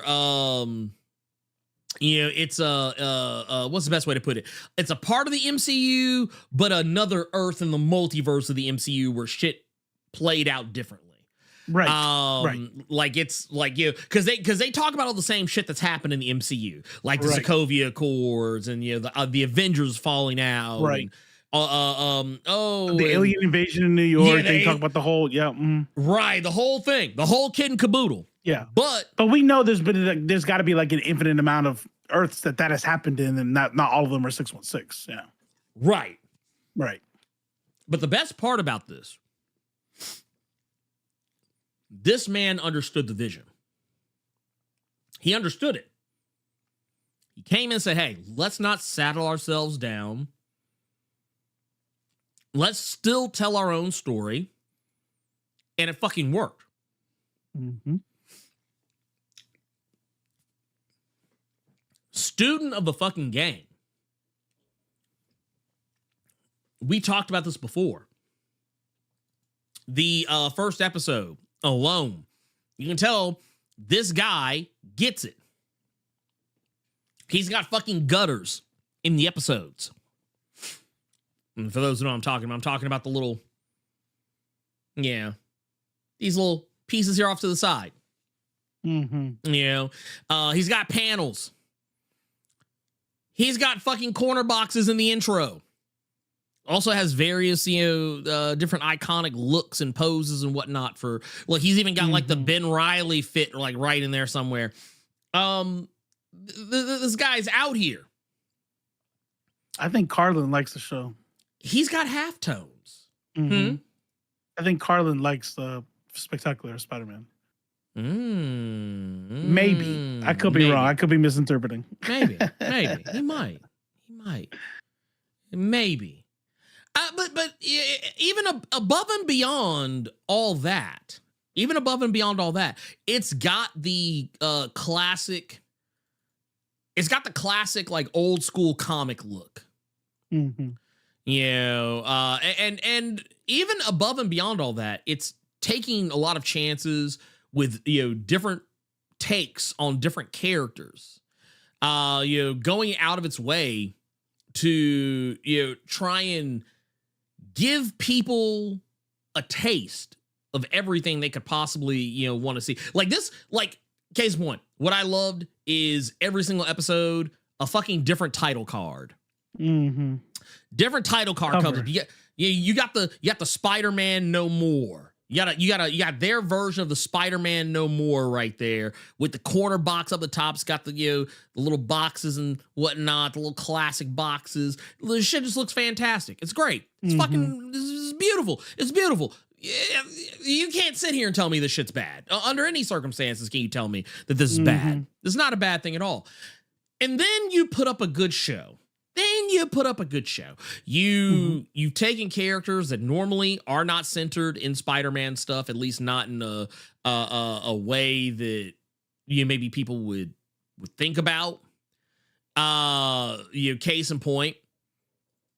Yeah, I mentioned earlier, some of these characters like Lonnie Lincoln, who under normal circumstances, Lonnie Lincoln usually is a bad guy. Tombstone. He's usually bad news. But this show, they're like, no, we're actually gonna do something a little different with him. We're gonna show you his journey.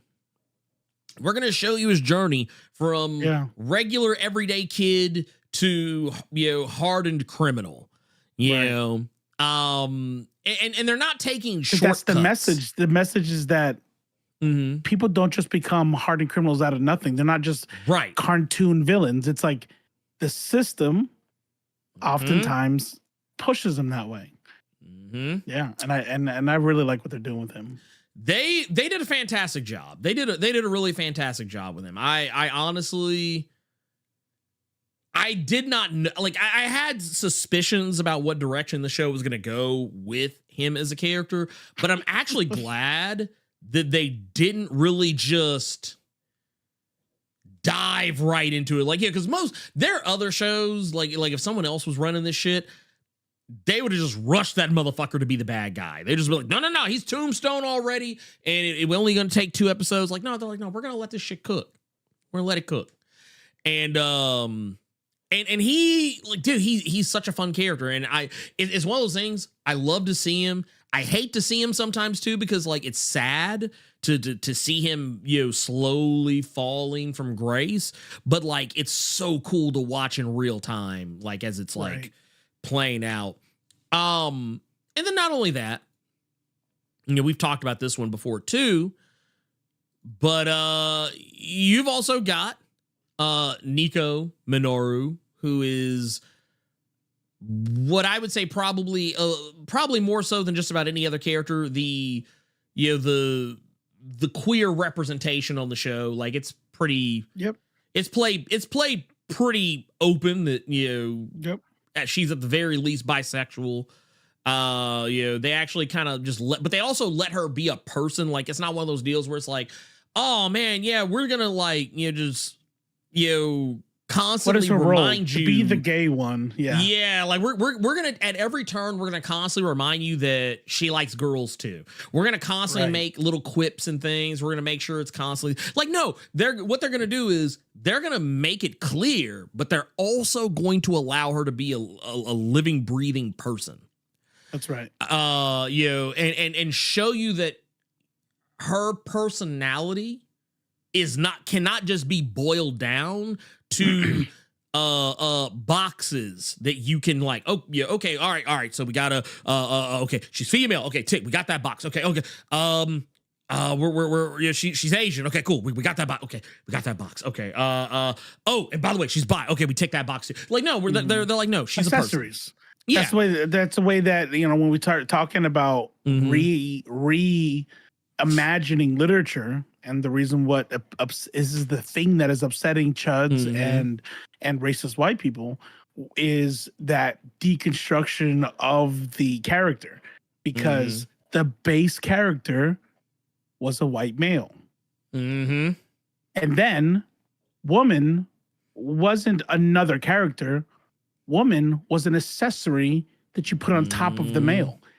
In Shakespearean times, it was literally that as costume. But even like, you didn't have a role for her. Her role was to be woman. The guy's role was to have a coming of age story, to experience heartbreak, to fight for freedom, for there was something there. The woman's role was be woman. Help this guy get through his journey, and when we see that's not happening anymore, they are not handling it. I'm like, oh, I'm sorry, that women aren't accessories anymore. That's weird. Wow, they're people. Interesting. How anti-man to treat women like human beings. This is bullshit. This is typical liberal bullshit. But no, I dug it. I actually really dug it. I also, okay, first off, let's also, I gotta put some respect on this too. The fact that the show also did a really fantastic job in regards to Norman Osborn. Norman Osborn was not what I was expecting them to be in this. Like, I mean, I expected him to be a full, like, realized character, but the way that he got inserted into the show, it felt right. Like, like his love for what's his face is like sincere. Yeah. Oh no. Yeah. It's at no point do you ever feel like he's got some trick up his sleeve. Like, yeah, right. Like that he's a bad dude. But you also know that, like, that in this case, and Nico tells you, right, like, it's not coming from like some like ultimate place. She's talking to us. She's talking to Peter, but they're using her talking to Peter to talk to us. They're like, hey, I get it. He's nice and he likes Peter. He's still a fucking billionaire, and billionaires are not good people. Stop. It's like, because I mean, like, at the end of the day, he is about business. He is about business. This is a business, full stop. However, I even like how the further the show goes, the more kind of sinister his like, it all starts to like kind of come out on the slick, and you're like, and still haven't been there's still no Green Goblin. No, like, by the time you get to the end of this, the closest thing you get to a nod towards Green Goblin, like, it's this and the Goblin Glider. That's it. Like, right. But it's not even yeah. called like it's not the Goblin Glider, but you know what the fuck it is. Yeah, you're like, it's oh, gonna okay, be this one is eventually, prototype. Yeah, this is like it's like, oh, he's like, you best believe next time. He's like, next time. But no, I loved how this show played. Also, man, can I just say this too? Yes. My boy. Yeah. We finally got some goddamn justice for Matt Gargan. God damn, dude.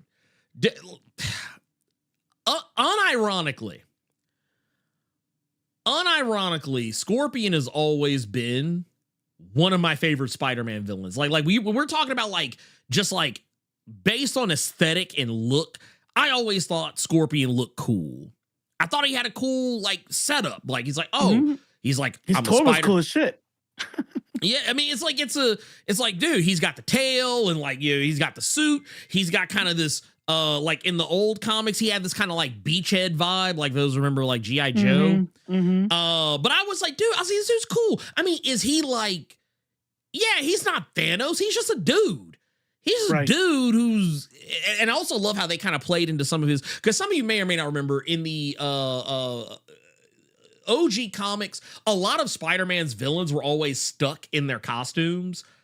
Right. Like Rhino couldn't get out of the Rhino costume. That's why every time you saw him, he always had it on. Same went for Scorpion. He couldn't get out of the costume either. Like the apparatus was fused to him. They find a way to do it in this series, but it doesn't feel like, ooh, see the Easter eggs? Ooh, see the Easter. It's like, no, this shit just fucking happening. It's just happening organically. And it's also, correct me if I'm wrong, y'all. Correct me if I'm wrong. But the way I always understood Matt Gargan, I never saw him as as a Latino character. He may secretly be Latino in the comics, and because the way comics always worked back in the day, he was always just drawn to look like a white dude. But I love the fact that he was Latino in this, kind of playing up on his characterization in Spider-Man Homecoming.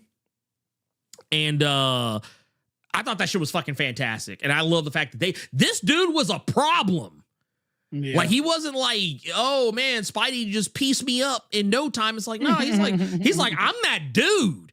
He's like, I'm that guy. Dude, I love to see that shit. I love to see this shit.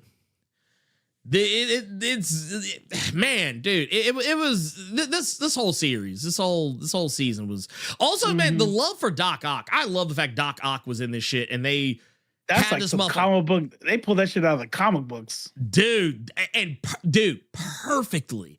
Like the shine on the glasses. I was like, bruh, let's fucking go. Yeah. And, I'll even go as far as to say, yeah, are the characters in the story, do they become, like, this is what I love. This show is taking its time. Yeah. The show is taking its time. They're not trying to race to, because a lot of shows do this shit. They're like, no. Okay, so we got these characters, and we gotta hurry the fuck up and get them to the character that they're supposed to be in the comics. We can't wait. We have to do it right now. It's like, no. They're like, no. Yeah, we know these two motherfuckers are. We know that's Wade. We know that's Sister Grimm, but they ain't there yet. We'll get them there. Don't worry. Just chill. Just chill the fuck out. Watch this goddamn Spider-Man. Fucking love it. Fucking love it. I will say this, dude, Elite, you fucking nailed it right. Dude, look at this shit. Two shades of Asians. Yeah. Two shades. Wow. In this economy? Yeah. Y'all had money for that? God, love to see it. I love to see it. I'm not gonna lie. I'm not gonna lie. Maybe it's not working. Maybe they can only jump on shit that they can get people to hate.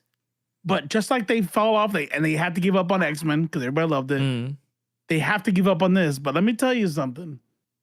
There is a group, they're fringe maybe, but they fucking hate this shit. Oh, they hate it. Like, oh, now we got multiple types of fucking Chinese people on here. This is some bullshit. I need to actually go back. I'm gonna clip that. Man, that's gonna be the next. It's woke.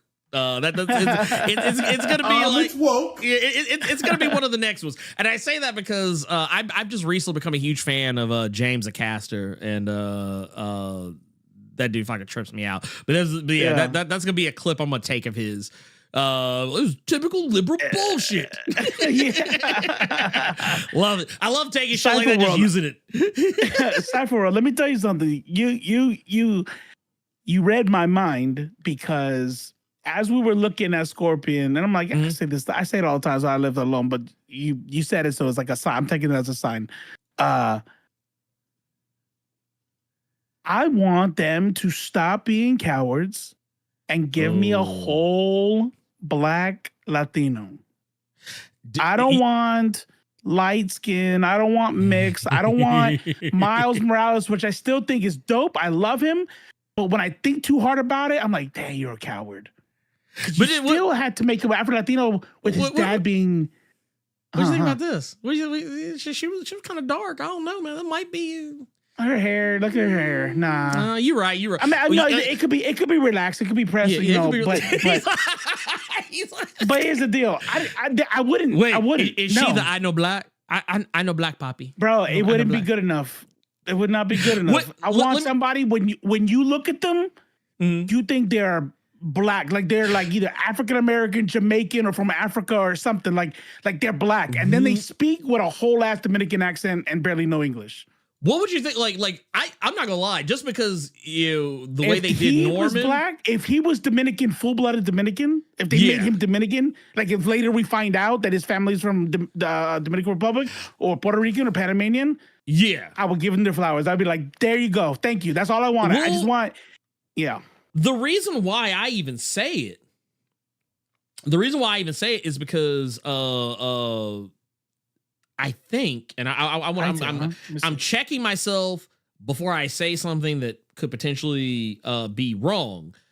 But the actor who plays him, Coleman Domingo, he's Afro. He's whole. That's Afro. what I'm saying. These people exist. Yeah, like Coleman Domingo's not half African American. Coleman is a full-blooded, complete Latino, and people are like, "Oh, so you're black and Latino?" No, bitch. He's like, no, Latino's not a race, you know? And so I feel like if we could just get more characters in there to where we don't look at Miles Morales and go, oh, wow, he's Puerto Rican? Oh, okay, yeah, I see. His dad's African-American. I get it now. Like, no. Why'd you do that? Like, you know what I mean? Like you could look like that and still not have like half American. You know what I mean? Like, no, I totally, yeah. But but if they actually did, if they actually said, oh yeah, by the way, he's just like how Coleman Domingo is a whole Afro-Latino, so too is like, honestly, I'm not even gonna hold you. The whole time that people were like, oh man, we've got black Norman Osborn. I'm not gonna lie, the whole time I was kind of like, man, I don't know, man. I kind of like this might be this dude might be Dominican. Shit. He could be. I'm just because to my understanding, I think correct me if I'm wrong, I think Coleman, his family hails from like either Belize, Guatemala, some shit like that. And that man is black as the ace of spade. What is Anglo-Afro-Dominican? I don't know what you're saying there in the nerd large. I'm I don't know if that's a joke. Cypher, or... stop, Cypher. Normano Osborne Rodriguez. It's Osborne Dash Rodriguez. His dad's Osborne. His mom is Rodriguez. But no, so apparently, Coleman's father is from Belize. They got family in Guatemala. And I don't think I see. Yeah, so I mean, I'm here for it. I'm like, look, if they decide they want to like go that route, like, and also I kind of feel like maybe they did, and they just did it on the slick. Like they just say, hey, look, this is like they just say, hey, you imprint on this motherfucker. Kind of like, we talked about before, like with Kristen Stewart, how like they said, hey, just be as bland as humanly possible when you're playing Bella so that every white woman in America can just imprint themselves upon you. I feel like it's kind of one of those same things like, hey, look, we're going to put this brother up here, but hey, look, man, let everybody get a little taste of this. Let all the black and brown folks get a little taste of this and just put yourself. That's what I almost kind of feel. I feel like I can't remember what it is, but I feel like we're inside a year, at least, maybe earlier, but at least not longer than a year that I found out that Giancarlo wasn't Latino. See, that's the thing. I thought he was Afro Latino. I thought that motherfucker was Afro Latino like a motherfucker. But he's Italian. Yeah, no, which is wild. Like, yeah, I was like, oh shit. Okay, my bad. Afro Italian. Yeah. Well, Somebody brought up high. What was it? Hightail. Oh, I'm okay with that, but it still would be cowardly to me because I look at Hightail and I could tell they gave her like this, like, yeah, she's dark, but you know, you can see. I want it to look like Shuri. Yeah, no, Shuri I want a walks out dark that skin. bitch and she speaks Spanish. Yeah. Yeah, no, I want dark skin. I want to see. Yeah. I want to see some dark skin. I need to see some dark skin, and I need to see it sooner rather than later. Because I think they've done good. I'm kind of like stuck on this thing in my head because it's something that I could see that's kind of broken. It's getting better. It's getting better, especially with writers 100%. Like who's the one, the non-binary writer, Puerto Rican, Afro-Latina, Avita Yala. Yeah. So you get writers like that, and they're gonna fix the game, right? But if you don't do it, if you don't do the thing, and you keep doing this mix-up, I'm fine with like indigenous representation. I'm fine with seeing people that look like me. You know, it's not like they're making all Latinos white, but it's like I think it's because I'm kind of sensitive to it because I know the anti-blackness that exists and the self-hate that exists in Latin America, to where it's things like literature that we need to see the fix in, right, before people start understanding.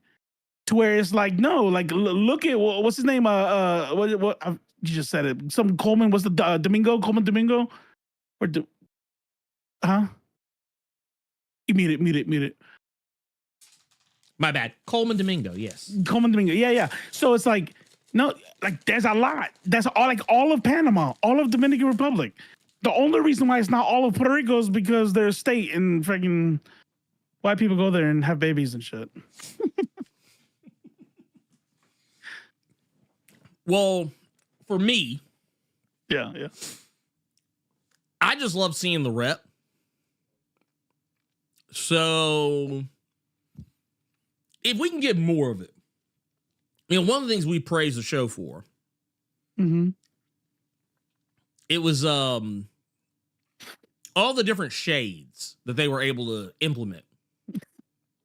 So I know Shaitan. People, every time I bring that up, it's the same. I know.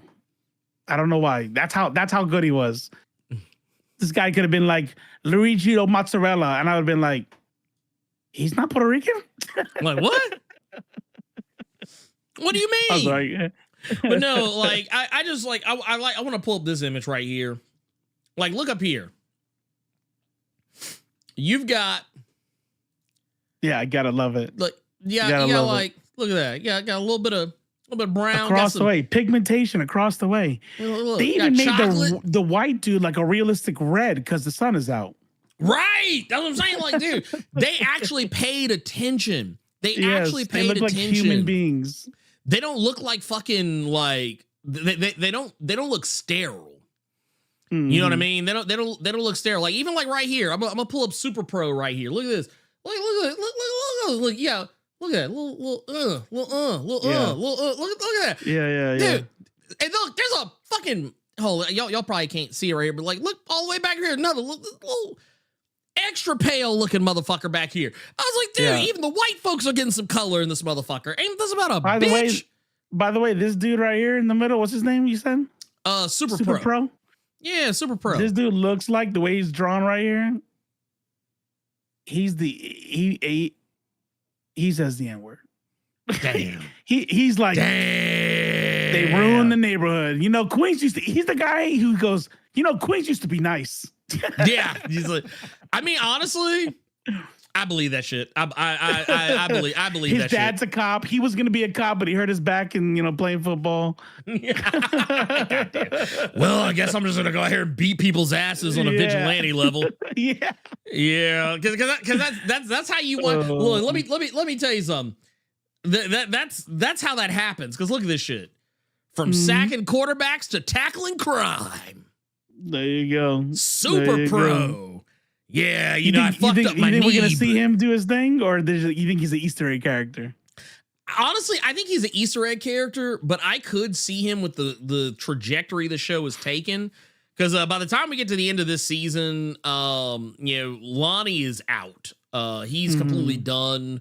They give you a little visual shorthand to let you know that the white shit on his fingers. Yeah, like his skin is like so basically just kind of give you guys the just the full look on it is that for one he gets gassed.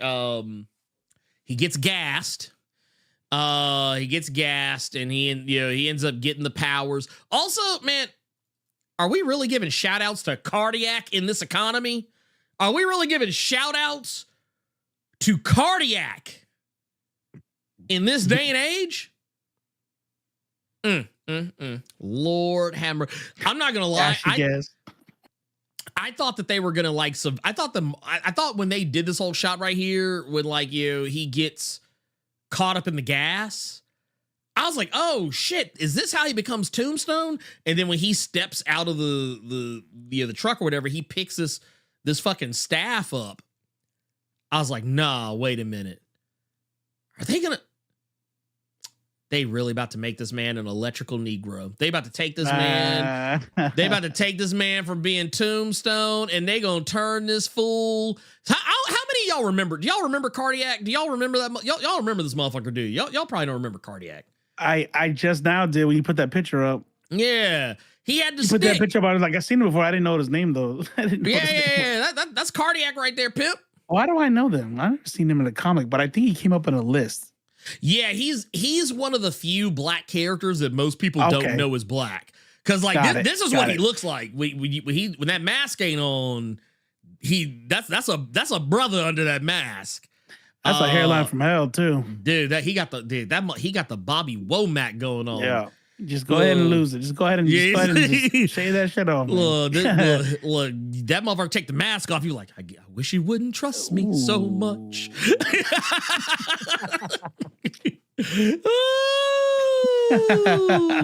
I got you woo woo woo.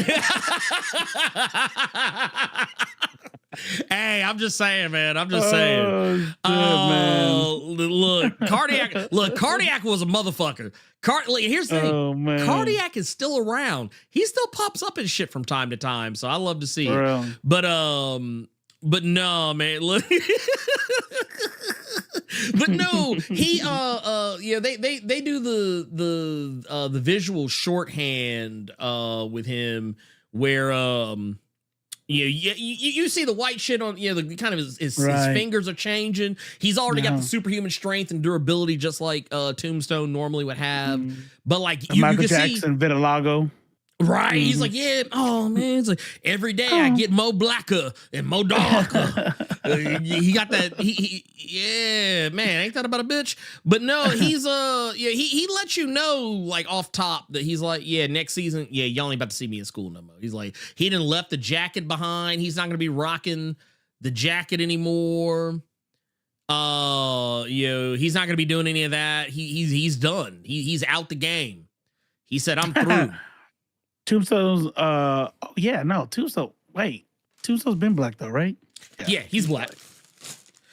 So the thing is that like his whole deal was that Marvel has done this a couple of different ways. Originally, they kind of just made it seem as though it was just the gas that made him that way. But then later on, it's kind of been treated as though it's not so much the gas, but that he's like albino. It really depends on what who's writing Spider-Man at the time dictates what is really more the reason. But this shit's fucking wild. But what I love about this is, of course, Yeah, we know that. Yeah, we're gonna be getting Tombstone next go round, but also, man, and this right here to me, because that's the one thing. If there's any one complaint I had about the show in regards to some of the characterizations that they did, I was like, man, y'all, we got so close to having legit Doc Ock. We got so close to having a legit Doc Ock. Like it was right there. Look at that. But it's like, playing with our emotions. But yeah, it's I dig it. I dig this. I like this. We know that Nico, because we know that she's Sister Grimm in the comic. She's from the Runaways. I showed this earlier, but like we saw, she's looking at some energy. That's because her necklace that she's been talking to off and on. We now get to actually see. So basically, what they're doing, they're almost kind of treating the necklace as her staff. And she clearly uses it in one episode. She'll probably put it on a thing. Oh, and then our girl, Jean, the one who was always snooping around, at Oscorp. Not minding her damn business. Bam. Yeah. Hanging out with the devil of Hell's Kitchen. Actually, what I liked about this, they didn't do it in episode 10, but was it the third or fourth episode where Daredevil shows up? I love the fact they actually played his music when he shows up. That shit, I'm not gonna lie. I remember people used to talk shit. People used to talk. There's some people that have like lost their memories on this. I remember people used to talk shit about the Daredevil intro. Oh man, it's weak sauce, man. Man, it ain't really. But here's the thing though. Notice how now when that shit gets played on the slick, people are like, oh, dude, that's his thing. That's some John Williams shit right there. That's some John Williams shit. The fact that the fact that like now that tone has become synonymous with him. Like when you hear it, you're like, oh shit, it's him. That shit may as well be the like oh shit, that's Superman. That's Superman. Or the you're like, oh, it's Batman. That's Batman, baby. It's Batman, baby. Like that to me when I hear the I'm like, that's Daredevil, pimp. That's Daredevil. That's Hornhead. That's DD. Let's go. But no, I love they did that shit. I also love the fact they actually. And it's from the Marvel series, the Netflix series. Yeah, they played his when he shows up on the show for the first time. They play the opening notes, and they actually let it play. They make a full orchestral out of it. Like they update it for. I'm not gonna lie. You had me searching because I was like, the way you're talking, I was like, man, I don't remember like a Daredevil cartoon that was hot like that. I don't remember any cartoon. No. I was talking about the live action. I'm thinking like when we were a kid. I was like, I know the Spider-Man. I remember Spider-Man. Yeah, everybody knows the Spider-Man one. Nah, he was on Spider-Man. Yeah. He was on like, and I also like too that, to kind of go back to it, I like that they finally showed that Jane was already, like, she's already finesse. Like, it's not like, oh, she's trying to become finesse. Like, no, I'm right. Finesse already. She's like, I'm already here. I've already done the work. Amadeus Cho is going to be around because, he's staying at Oscorp. Harry and Peter Parker are starting up their own company, Web, which is, that's going to be interesting, especially when you consider this shit right here. I love this board for so many reasons because most of the people on this fucking board are comic book characters, like ranging and creators animators also like there's so like. Also, I just want to point out, dude, are we really giving shout outs to fucking Ripley Ryan in 2025? Are we really doing this? Are we really taking characters that are brand spanking fucking new and putting them up like this? Because if we are, dude, I'm here for it. If you don't, for those that don't know, and I'd forgive you because you'd have to have read Kelly Thompson's Captain Marvel. If you didn't read, and that's a girl, so no. He's like, okay, well, first that's off, woke. well, yeah, he's like, well, for one, it's woke. He's like, nah, we don't do that here. We don't do that here. But no, basically what they did was, for those that are not familiar, Ripley Ryan also went by the name Star. She was she basically could control reality, more or less. That was kind of her thing, is that she would, and here, I'm gonna pull this up so y'all can see. I had Star #1. I thought that shit was dope. I have that shit, and it didn't go anywhere. Yeah. Well, they only did actually here's a better shot right here. But they basically did the thing where like they ended the book and she kept the reality stone. Like I think currently she is still a living reality stone. But like they haven't done anything with her really since then. They didn't really do anything with her. You when you make OP characters like this, just like they did with Sentry, when you make stuff like that, it's like you either gotta figure out what to do, like you give them a mental block or some sort of some mental health limitation, like Scarlet Witch or some shit, like if only she can get everything under control or whatever. But you got how are you lose anything in your living reality stone? Right? It's like psych, I didn't lose. Yeah. Ooh, wait, you defeated me? Psych. No, you didn't. No, I changed actually, reality. I substitute. I change your reality, and I substitute my own reality. So I win automatically. Nothing is stronger than cancer, right? There'll be an issue where it's like, can you save her? And then she'll go, my powers don't work like that. Like, what? Wait a minute. You control reality. Like the lies you are telling right now, madam. No, I will say this. Another one that here, I'm gonna pull these down just so y'all can kind of see what I'm talking about here. This name right here. This is the one I was not expecting. Kaiden Nixon. I don't know if anybody remembers that name, but your girl Kaiden. That is old girl from NYX. This old girl is high as a motherfucker right there. Oh, dude, let me dude, that pacifier, literally is laced with LSD. She is high as giraffe's pussy right now. She is 2 minutes and one dubstep song away from landing on the floor. She better get some bottled water in her. You start overheating. That's it. Well, it's funny that she's here, because for those who don't know, she recently popped back up in the comics. She's back now.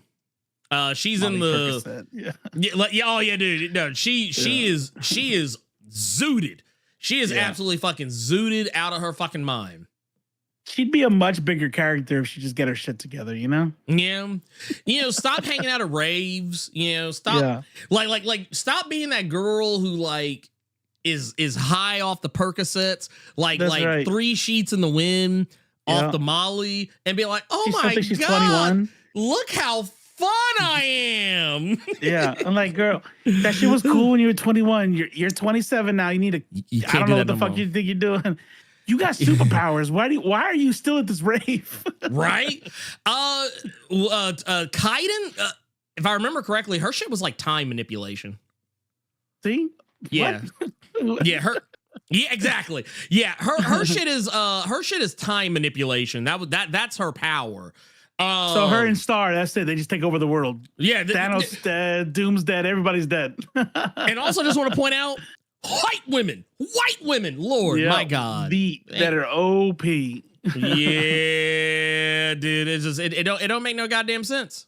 But all that aside, All that aside, like, you know, they you know, I kind of want to get back to the main idea here, just being that, you know, so many amazing things getting set up here. Oh, other thing, and yeah, this will actually kind of, yeah, because we'll kind of lean into some super chats here on this part of it. But like right here, Gokon Shear's baby's father with a 5 says, you know, Peter's father went out to get milk, fucked around, and got 25 to life. LOL, free bro may need help on the bills. That was the other thing.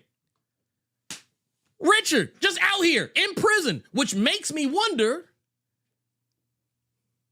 Maybe that's what Peter's dad. Did he get bit? He got Ben killed, didn't he? I bet he got Ben killed.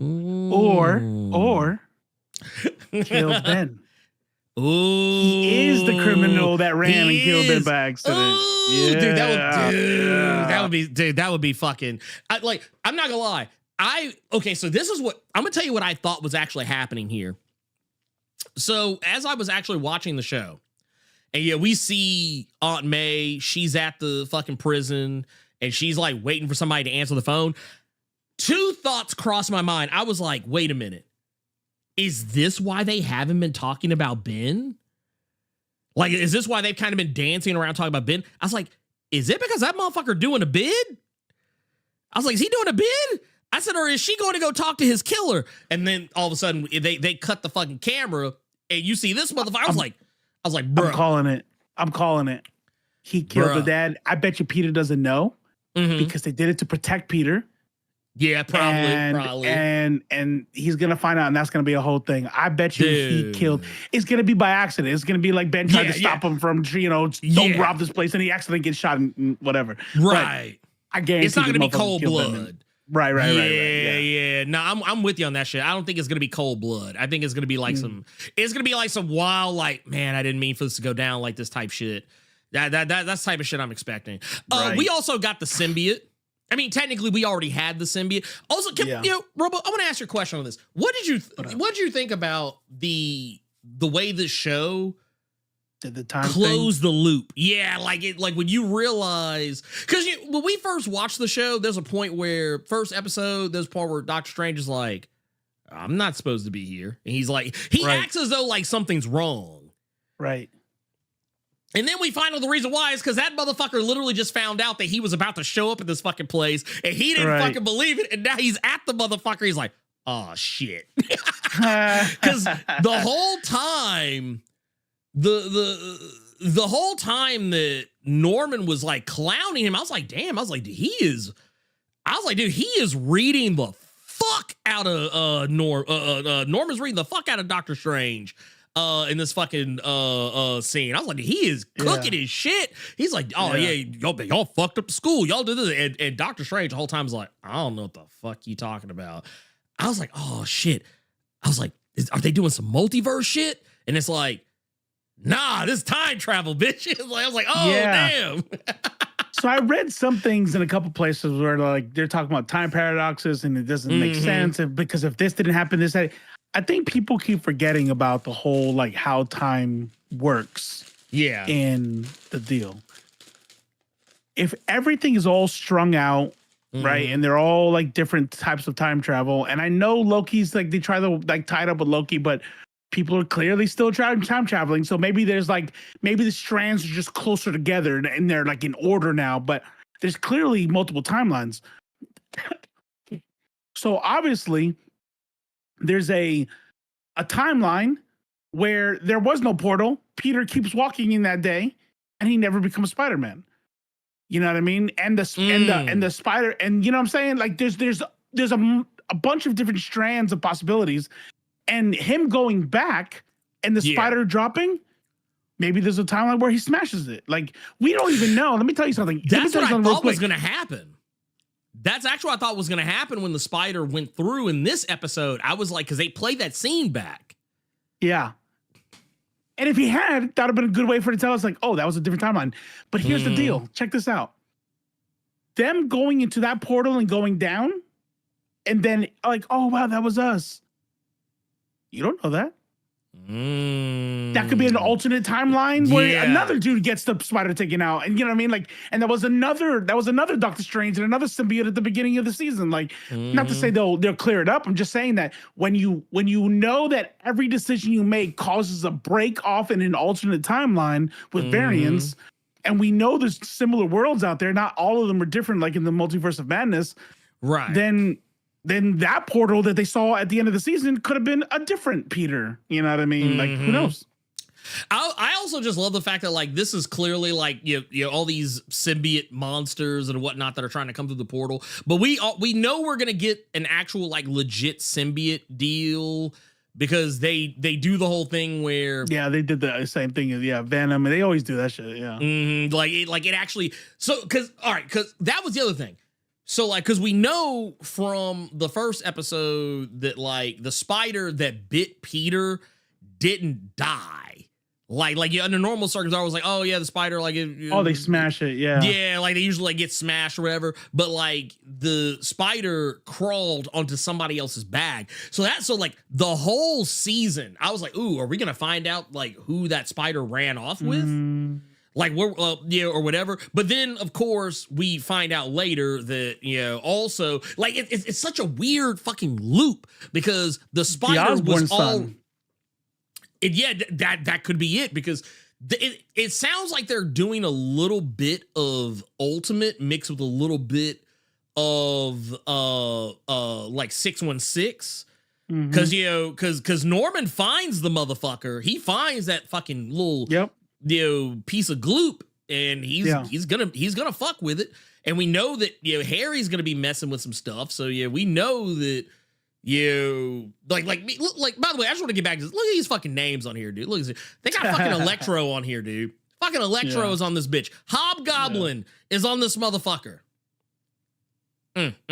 Love to see it. Love to see it. Love to see it. Man, I'm here for it. I'm fucking here for it. Yeah. But you know what it was? At least it wasn't woke. Well, you know what? I'm here to correct you, sir, because it's woke. It was. It was fucking. It was typical liberal bullshit. But the guy told me it wasn't woke or stupid or annoying. No, it wasn't supposed to be. But now I gotta sit here and look at this fucking multicolored, like black. This black Harry Osborn. So cool. Fucking disgusting. This black, possibly Dominican Norman Osborn? What the fuck kind of bullshit is this? Yeah. Also, who signed off? I want to know. You tell me, who signed off on having two brown people in the same shot? Man. Who signed off on this? Also, I have some questions. Why are there all... Wait, what's this? What's all this? Huh? What's all this? Wait a minute. There's two authority figures there. Neither one of them are white. So this show's anti-white now? It's woke. Yeah, I don't like I'm sorry. This. I don't like I didn't this. know it was okay to be racist against white people.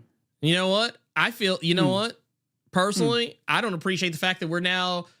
and we're gender bending? We're gender bending now? So we're just gonna make... So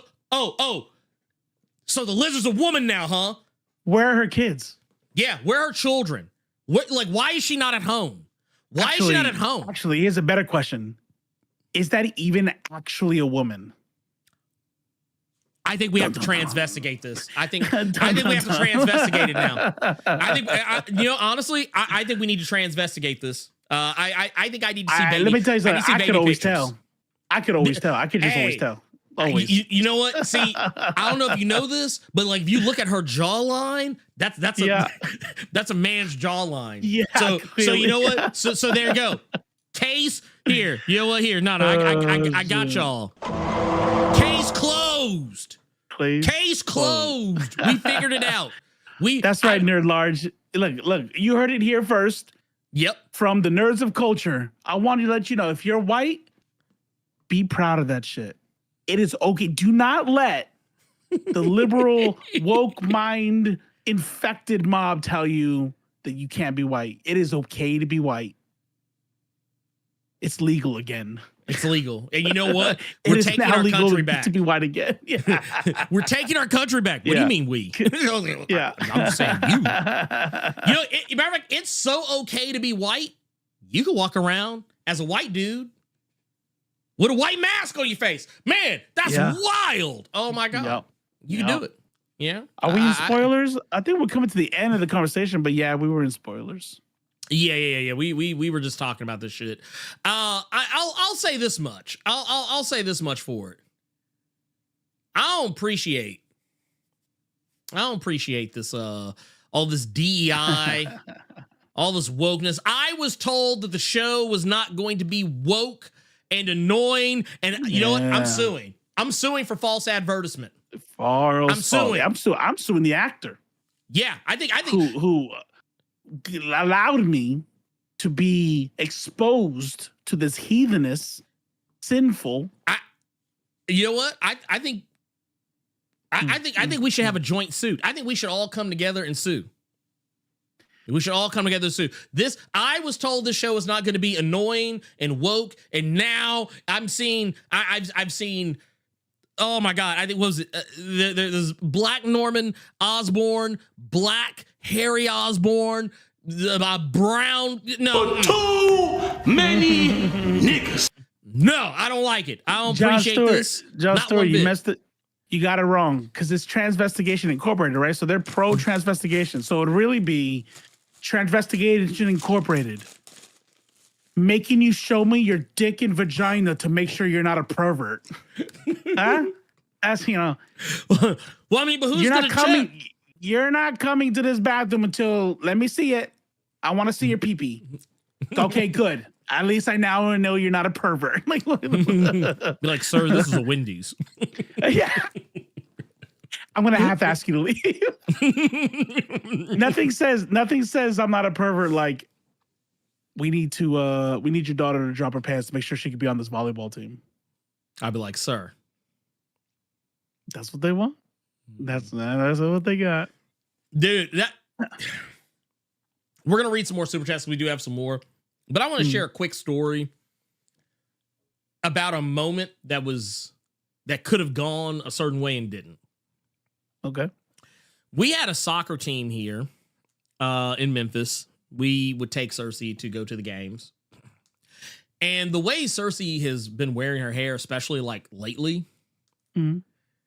It's Jessica. Sorry, Jessica. Oh, what happened? Can you imagine? Sorry. Can you imagine like, oh yeah, I forgot they were on. Go on, like, let me see your pee-pee. Like, oh, and her mom's there. Her mom's there. And she's like, oh no, they don't usually say this. So we don't normally do. I'm sorry. It was jokes. No, we're making fun of the chuds. What I'm sorry. are you watching? Like, well, no, it was. It was a really weird time to come in. So I apologize. I want to make it clear, just in case, because I know sometimes we get some people that don't understand. We don't want to see your genitals. We do not want to look. Honestly, please. Actually, I'm going to implore you. No one send me pictures of your genitals because I don't want to see them. I really don't. That's not like a half-ass joke. It's like, no, I don't want to see them. No. But to get back to it, so we're at this game, and there's this young lady who's there with her own children, and there's a point where you said your daughter is wearing her hair now. You didn't finish that part. Oh, you said yes. Okay, so my daughter is wearing her hair now in a way where she's just kind of wearing it natural, where like it's kind of fro-y almost. Yeah. Because she has kind of short hair and she's just letting it grow out. Yeah, she's just like it's just like kind of out. Like she's just letting that shit ride. Which I mean, I was like, yeah, dude, do you think? Like, to give you guys an idea, like, this is here we'll do this. Like, this is how she wears her hair a lot of the time now. Like, so it's just down, curly, whatever. But we were at the soccer game, and the lady who was sitting next to us, had our kids with, naturally parents are gonna at some point wind up talking to each other. So naturally she strikes up a conversation, and there's a point where there's a moment where she assumes that Cersei is a boy. Because when we're there, Cersei's got her, wearing her hair kind of like out, and it's actually even she looks like that's an older picture. She's actually looking more like fucking Huey from the Boondocks right now. That's actually how she's kind of wearing her hair right now. But she was okay. So she was wearing her hair like that. Plus, she's rocking like just a straight up t-shirt and the same shorts that she had a soccer game that day too. She was basically still wearing her soccer clothes. So like, I guess, because she wasn't dressed like a, traditionally dressed like girl, the woman just assumed, oh, must be a boy. Oh, how long has he been playing soccer? And me and my wife kind of just instinctively turned towards her and like, she. And the lady kind of looked at us and I could tell she was like calculating. Because her eyes kind of searched the area around us. And I think she realized there was no one around her that would back her up. So she doesn't but I could tell she was calculating whether it was worth it to her to argue with us about whether or not our child is biologically female or male. It was one of those like I wouldn't even answer that question. I probably just you can fucking get the fuck away from me. Yeah, she didn't ask, but I could tell she was thinking about it. I could tell she was thinking about it. But I was like, but I basically like, and in the same breath, I just kind of like not the woman, but my daughter. I kind of pulled her in close to me, put my arm around. I was like, she's a girl, and left it at that. And I think once Cersei started talking, I think she kind of realized because I think it just took her a minute, but like it was one of those situations where I was prepared. I was prepared to go to jail that night. I was prepared to go to jail that night. But yeah, so I get it. I get the whole like people wanting to thinking that I know what a biological male is. I know what a biological woman is, and you think that you can tell on sight, but I'm gonna promise you can't. That's what I always tell people. I was like, just leave folks alone. I was like, people just want to use the bathroom and be left the fuck alone. No one is trying, outside of, okay, here's the thing. The only time you really see people trying to, get their fuck on in a bathroom is typically at clubs. Or truck stops. Or truck stations. They're not trying, typically, not trying to do it at the fucking K. Rogers or the fucking Walmart. Right. Okay? Right. But they're not worried. They're talking about harm. They're talking about, like assault. And I'm like... Yeah, 100%. You think they don't go in there because of rules on men can't? They're going in there to assault somebody, and they go up to there and like, ooh, I'm gonna go into that woman. Ah, fuck. She went into a woman's bathroom. I'm not allowed in there. She's lucky. Like what? Well, for me, I don't care. I'm usually like, look, if someone comes to me and says, hey, my name is Cindy. Ooh, I'm just pulling a name out of the ether. That's a rough one, Carlin. Oh, wait, what happened? What'd I miss? Shaking my head, decided to not go to my hairstylist when she started being transphobic, pro R. Kelly, pro Black Hebrew Israelite. Man, that's the thing right there. Let me tell you something. Let me give you all a little bit of insight into my brain. I'm making Black and brown solidarity my whole fucking personality, and I don't give a fuck who that bothers. Unfortunately, the only people that is bothered are Black and brown people. Yeah. And it's like, I'm like, if it was white, I'd be like, good, I'm glad. Be mad.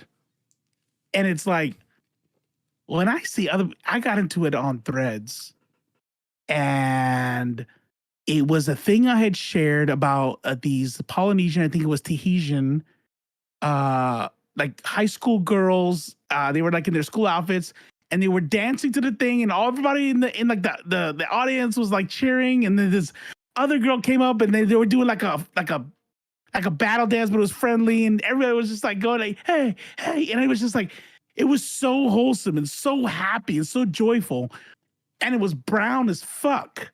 And some of those fuckers were like super. They were black. I don't give a fuck. They were black. They were darker than Ernie. And I'm like,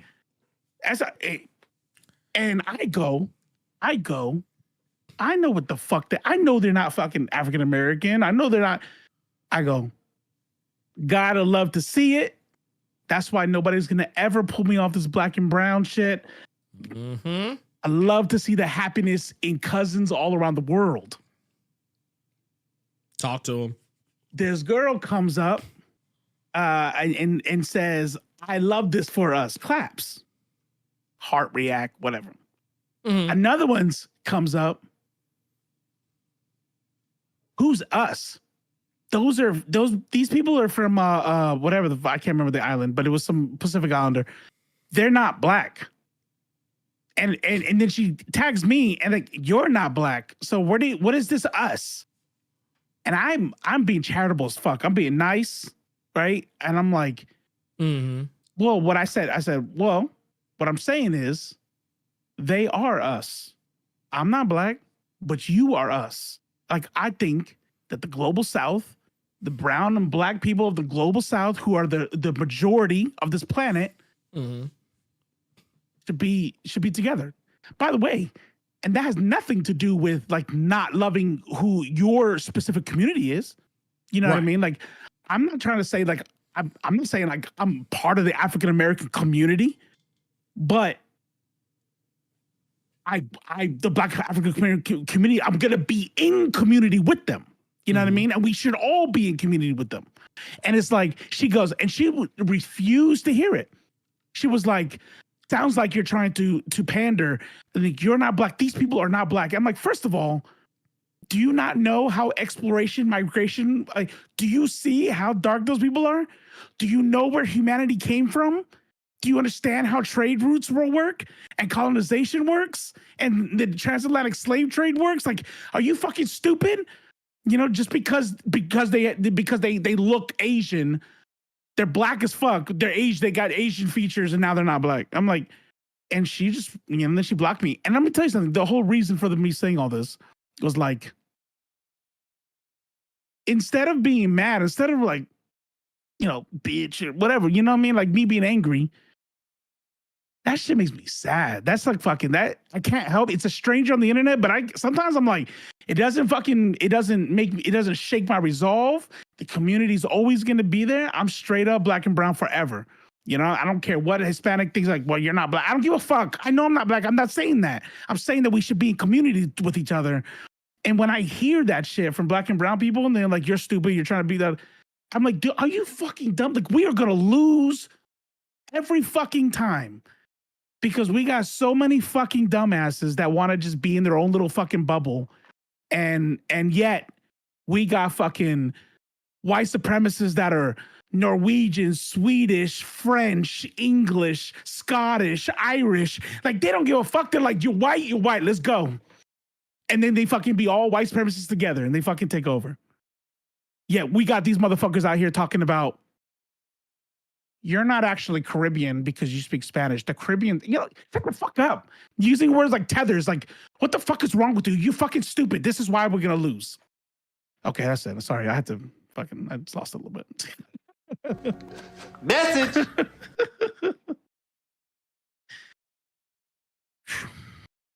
I need some water. You're muted. You muted. I keep forgetting. I wanted to let you cook, so I didn't want to interrupt. So I muted myself. My bad. I've been doing that a lot lately. But no, no, you're 1,000% correct. You're 1,000% correct, and I've encountered this a lot myself over on Threads, because like a lot of times I see like messages of solidarity, and I'm like, yes, this is what we need. But then and I'm not going to say it's everybody, but more often than not, it does happen. There's always going to be at least a handful of people that are going to come along and be like, well, I don't think we should be showing solidarity with some of these people because they did this or they did that or they're doing fuck shit on their side. Da da da da. And I have the same answer every time, and it's always going to be my answer because, well, it just is. I'm a big believer. I'm a big believer in not waiting for solidarity to give solidarity. Like that's it. It's solidarity. Yeah. Would it be great if solidarity were a two-way street? But once again, I keep this shit on based deck. on principles. Right. 100%. And like I said, I keep this shit on deck 24/7, 365. I always have it no less than a couple of clicks away. I often like to remind people. It is a poem that, this is the short version of it, but ultimately, this is the type of shit that is happening. Is that people are like, well, I'm not this, so I'm not going to worry about their issues. I'm only going to worry about my issues. But at the end of the day, you need to worry because, as we say here, if you don't have a seat at the table, then you're on the menu. Oh man, that's it. If you don't have look, and I'm gonna tell y'all right now, a lot of us don't have a seat at the fucking table. Yeah. I mean, most of us. I mean, shit, and that includes white people. Yeah, that includes white people. That's why it's so funny. And I'm like, bro, like you're a class traitor for nothing. Yes, for over melanin. You're fucking dumb. Look. Let me put y'all on game here. Say what you will. Say what you will about LBJ. But there's one thing he said that is undeniably true and has been the strategy for a long time in this country. And it's this shit right here. That's it. If you can convince the lowest white man he's better than the best colored man, he won't notice you're picking his pocket. Hell, give him somebody to look down on and he'll empty his pockets for you. This is some shit that has been rampant. It is fucking rampant. Look, like I said, fuck whatever it is you think about the messenger, the message, whatever the fuck. The message is sound because 100%. This is it. There's a reason why I like to keep these things on deck because I like to remind people that sure. It's us, our black and brown people, it's us against the world. But at the end of the day, racism in and of itself is a problem. Let's not deny it. It's a whole problem. But when you really boil it down, all of our problems have just as much, if not more so, to do with class. Because my granny used to say this shit to me when I was a little boy. My granny instilled this in me my earliest memories. Like I'm talking like 5-6 years old hearing this shit from my granny. She would tell me the only thing a white man hates more than a nigga is po white trash. Damn. I'm not paraphrasing or adding. I'm not churching up what she said. Dems was granny's words. So this is why I have this is why I have the same kind of mindset. It's like, yeah, don't get me wrong. I'm not saying we shouldn't focus on race, but at the end of the day, it's about class. At the end of the day, like race is what they use to put us in our place, but class is how they maintain that shit. That's right. That's it. And it's the novice. Let me push back a little bit. So the novice says two things are true. We have more in common with people of the global south, and also I understand critique from Black POV based on racism from other cultures and daily self-hate from other Africans around me, right? So the pushback I'll give you is it sounds like when you say I understand, you're giving space. I'm a Black Brit of West African descent. Okay.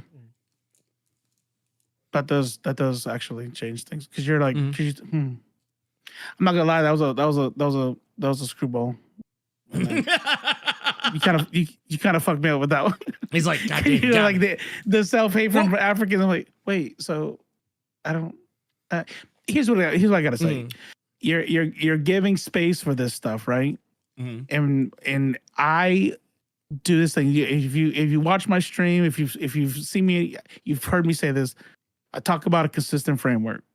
I talk about just replace some shit, right? Now, would you accept that from a non-Black Latino's perspective? If you got a Mexican from Texas tells you, yeah, I think, I'm not racist, and I really think, I wish we can be better, but I also understand why it's scary to be around some Black people. I understand why people are scared about Black people, And I'm talking about somebody who lives outside of Houston. So, and he's like, you're gonna look at that person and be like, huh? You're fucking gross. Like, get the fuck away from me.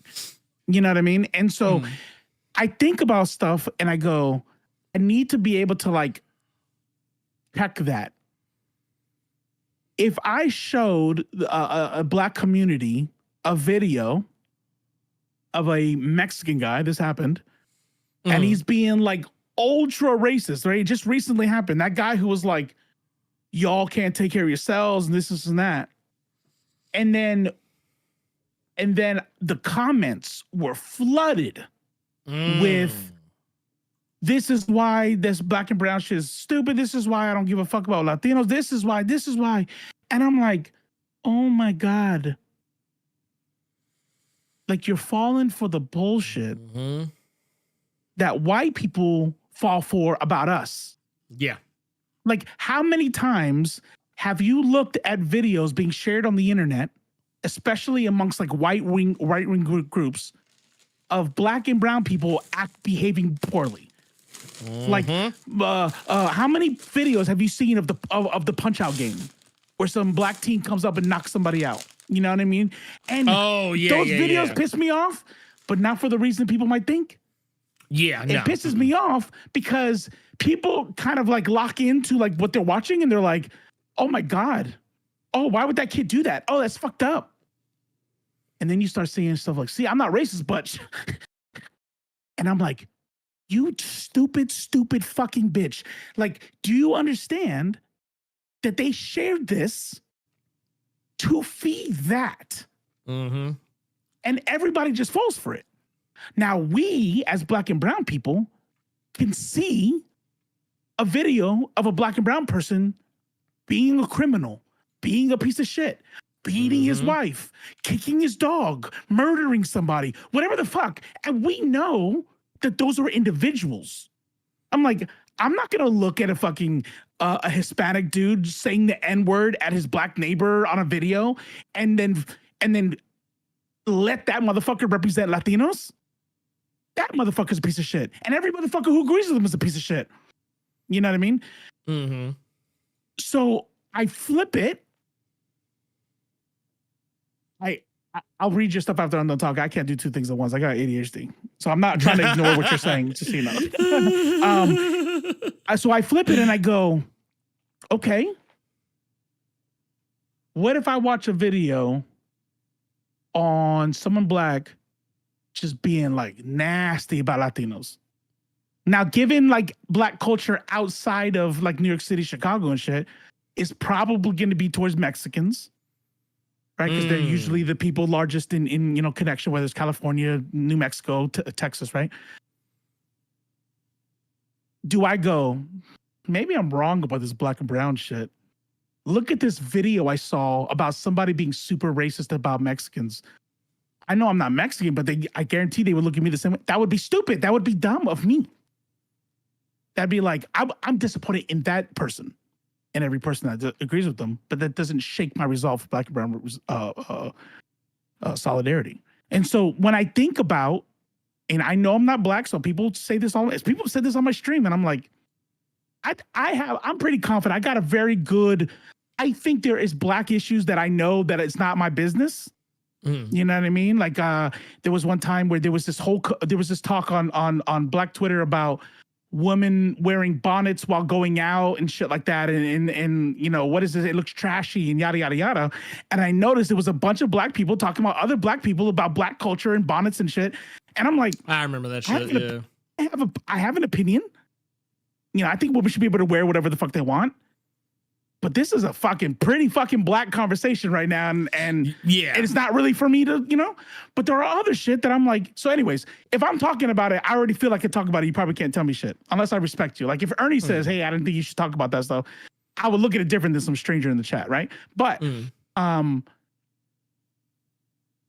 when I see African-Americans tell me that Africans from Africa, like they don't fuck with them.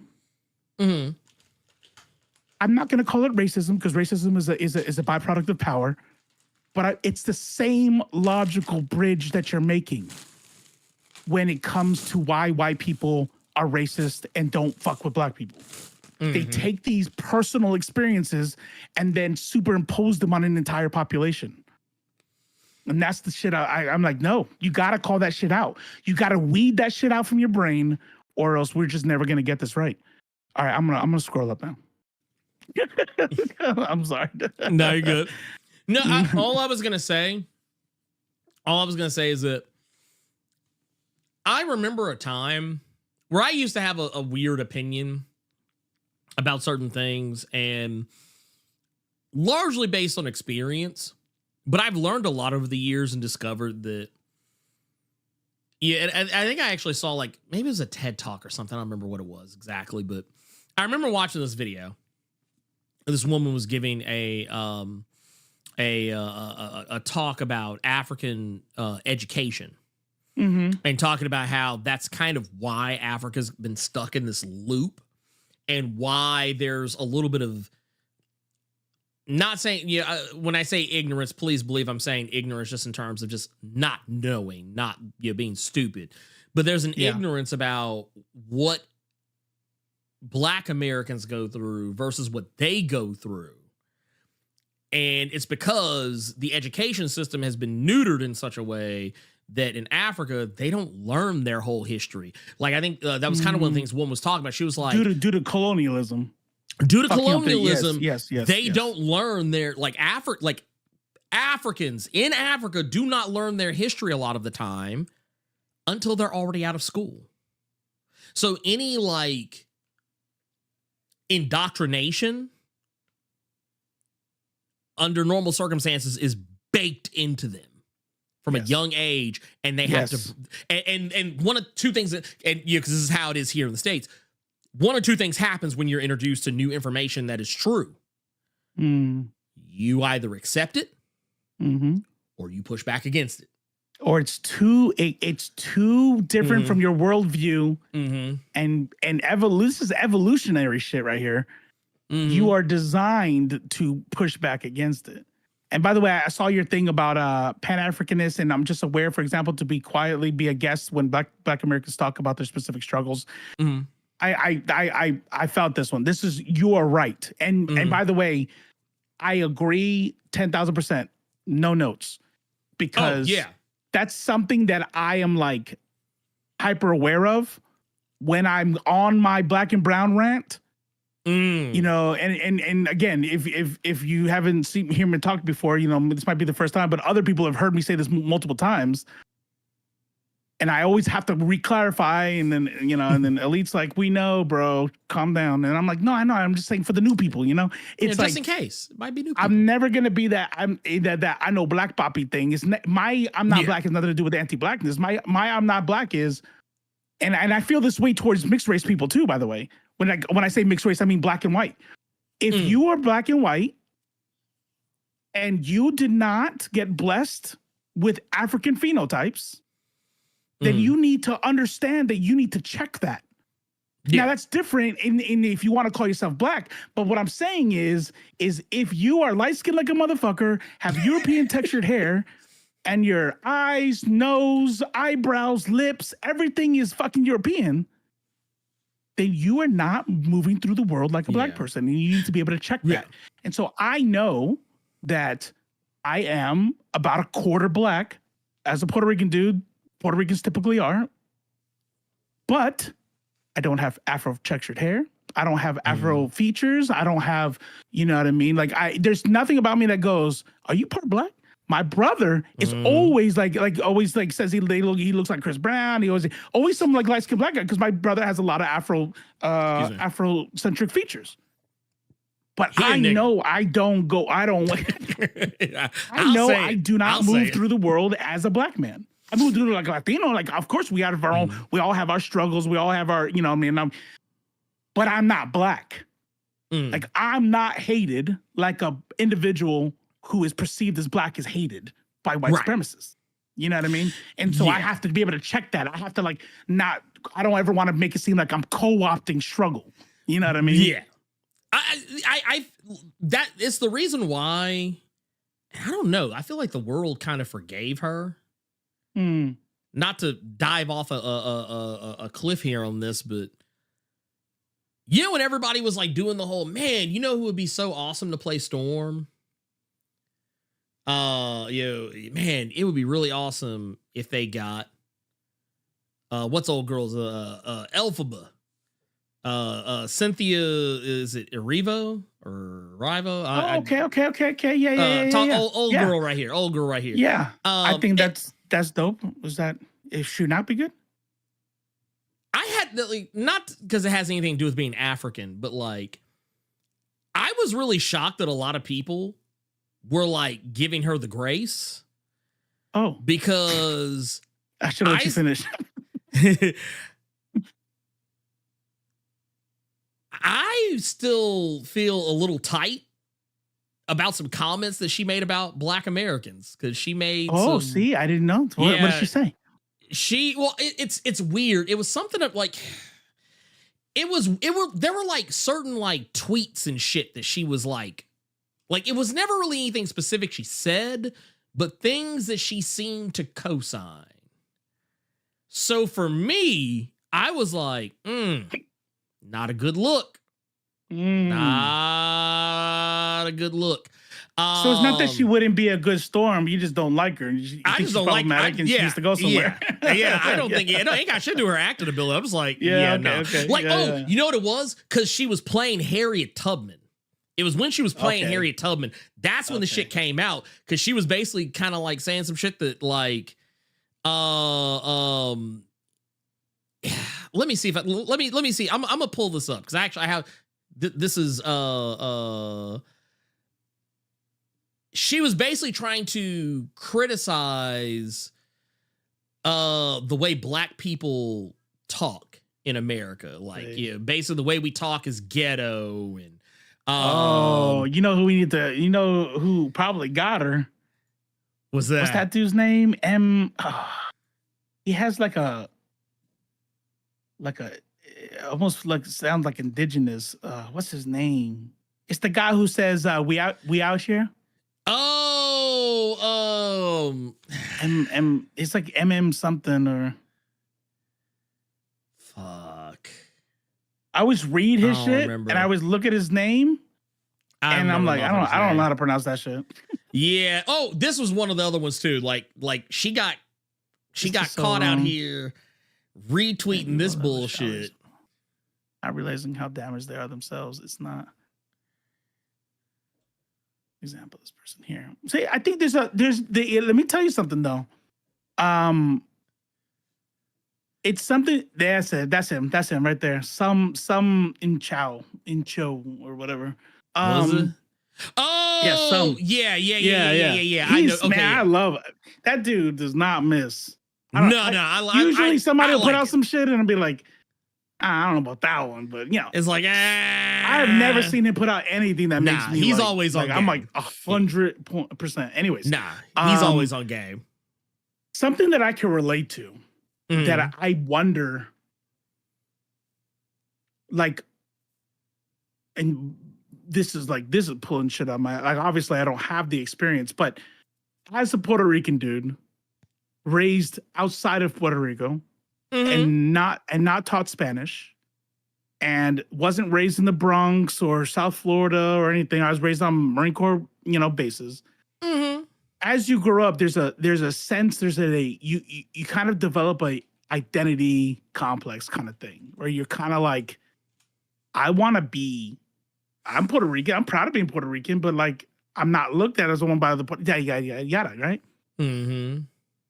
So as a whole generation after generation, descendants of a people who were stripped and had their culture stolen from them, and it had to survive through hardship, through genocide, through music, to live in a world where you, even if it's perception or sometimes true, where someone from an actual African country is like,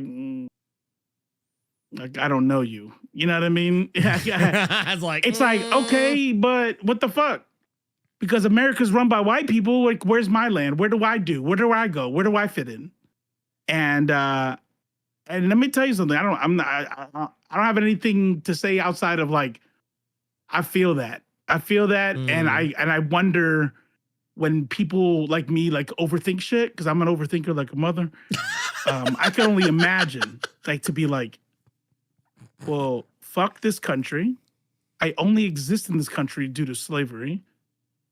If that's true, if that's you, and I don't even know where to go to call home, and it would be a mixture anyway. You know what I mean? Right.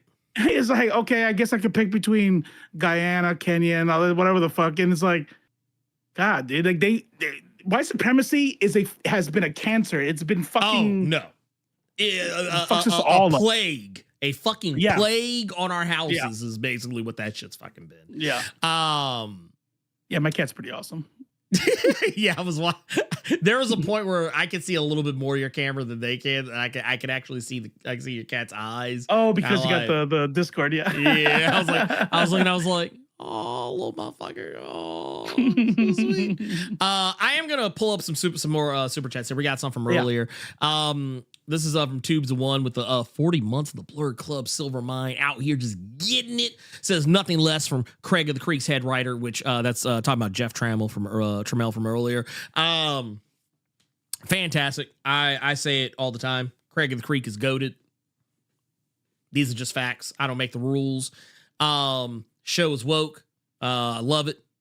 It's your woke kid show. It's fantastic. Yeah, they had lesbians. I gotta check it out. They had it's in the what's his face. It is awesome. It's fucking awesome. Is it? So it's something that like I don't have to watch with my kid. Like it's an adult can just watch that shit. Yeah. I mean, don't get me wrong. It is a kid show, but I mean, it's one of those kid shows that like a lot of the jokes in, kind of like regular show. Yeah, regular show. Yeah. Where like it is a kid show, but like the jokes in there are in such a way they that's like, shit. Yeah, they and also there's a lot of jokes in there that like in Craig of the Creek that I honestly think I actually don't think any kids would get. Okay. Because there's gags with the parents. I can watch what I want. It's not about being allowed to. It's about will I like it. Oh yeah, Ernie knows what what I'm asking. Yeah, I knew what he meant. Like when he asked, I was like, nah, you can watch this shit. No, like there's an episode. I think it's in season 1 where the dad used to play this old fighting game, basically Street Fighter. It was basically Street Fighter, but the kids get into check it out. It had nothing to do with that.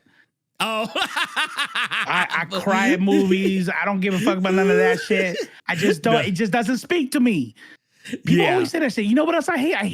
I hate rom-coms. Now I know I hate them. I know I don't like them because they're fucking like super formulaic. They're the same shit every time. Run after them. It's always the same movie. It's the fucking same. I don't care. And it's like I got the ones that we like. We got the Wedding Singer. We got the ones. Okay, cool. And then they make 17 more, and I don't want it. And every time I say that shit, big macho guy doesn't like. Stop it. That's not there's like 6 rom-coms. Like there's like 6 rom-coms that I like. Yeah. Yeah. Grand, like, and I don't mean like, and they still are the same. It types. just, they probably were good enough to like, and then stop doing them. It's like they keep making making different. Like, yeah, it just, like I totally get where, like basically what it'll boil down to is I feel like you will see it and you'll see the gags and be like, I see you. I know what you're doing there. Because like the whole thing with the dad and trying to like find his relationship, like his bond with his kids, I felt that shit. Like I felt that shit. I've been that guy playing the game against my daughter and being like, do I let this motherfucker win? Or do I fucking crush her shit? You know what's funny? I think about that a lot. And I have the answer now that my kids are in their 20s. Listen, if any of y'all got young kids out there, let me tell you something. As a kid who, my son is 21 and my daughter's 24, let them win. Let them think they won. Because I was this guy who was like, nah, I'm not gonna, you had out a trophy for everything, and my son's gonna be tough. And like, you know what it ended up being? My son stopped liking playing video games with me.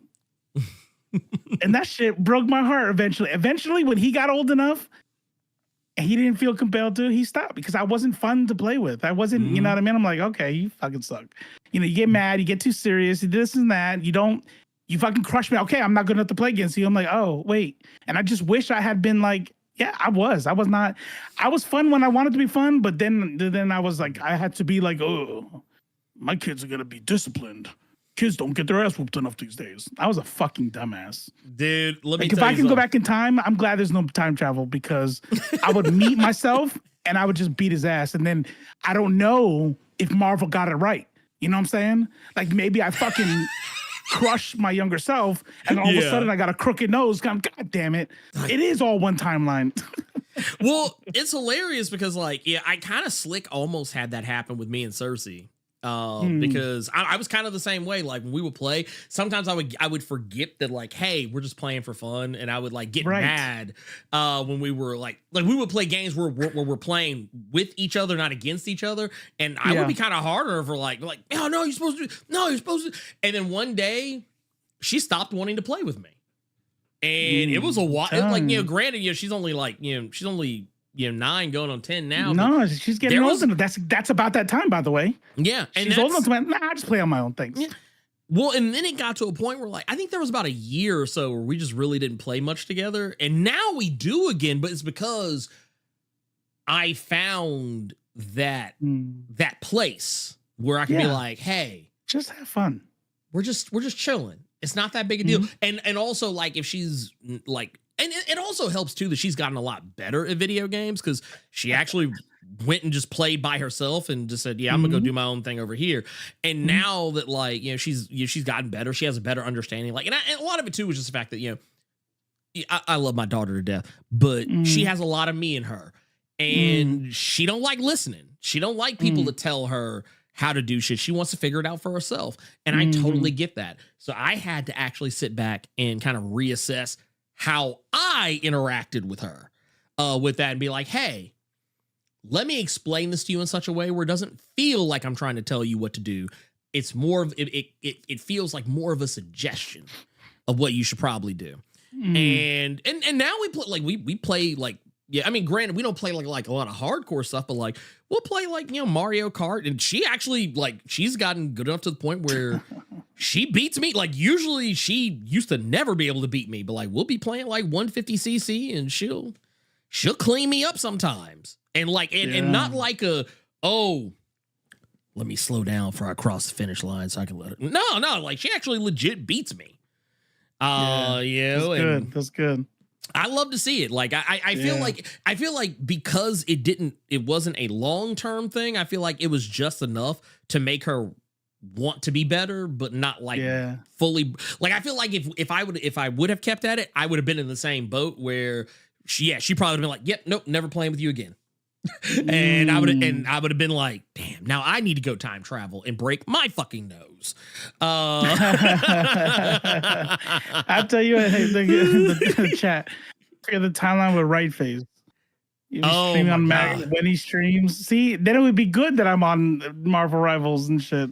Like, man, keep that motherfucker on Marvel Rivals. His opinions are doo-doo water. Dude, oh my god. Well, no, see, what would happen is you would Young Robo. Young Robo, God. Dude, there is a timeline. There's a timeline out there, I promise you. It exists. I promise you it exists. We also got another one here. $10 from Monumental Comics says, for the culture and share them real opinions. You know we're going to do it. We always do. That's what's up. Yeah. Let me tell you guys something. We are never going to bullshit y'all. We are never going to bullshit y'all. If we say something on here, it is... there's a 99.9999999% chance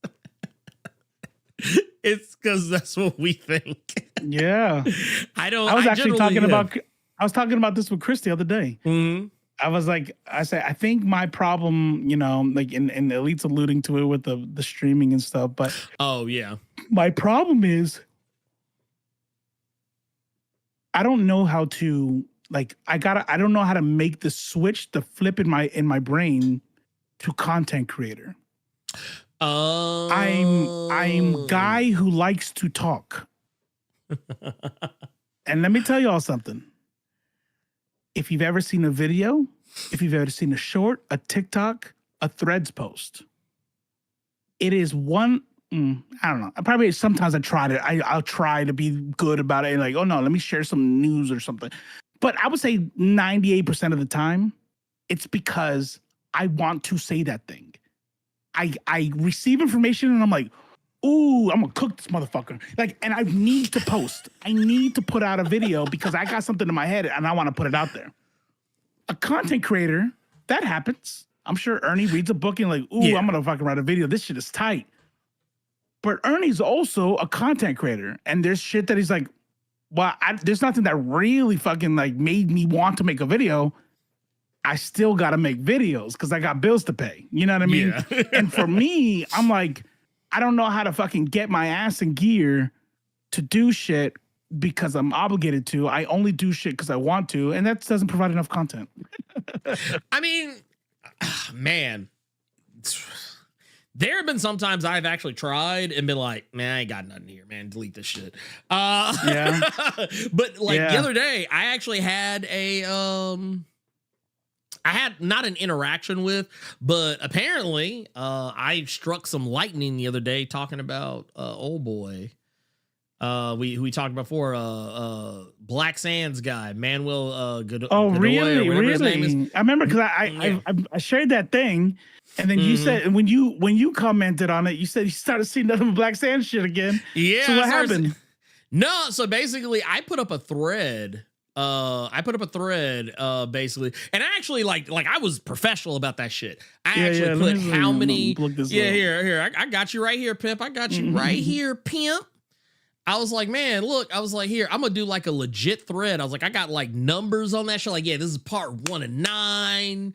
Da da da da da. Yada yada yada. Woo woo. You said, you know what? Nah, I'm tired of this dude. He's getting expose time. Yeah. Oh no, that's what it was.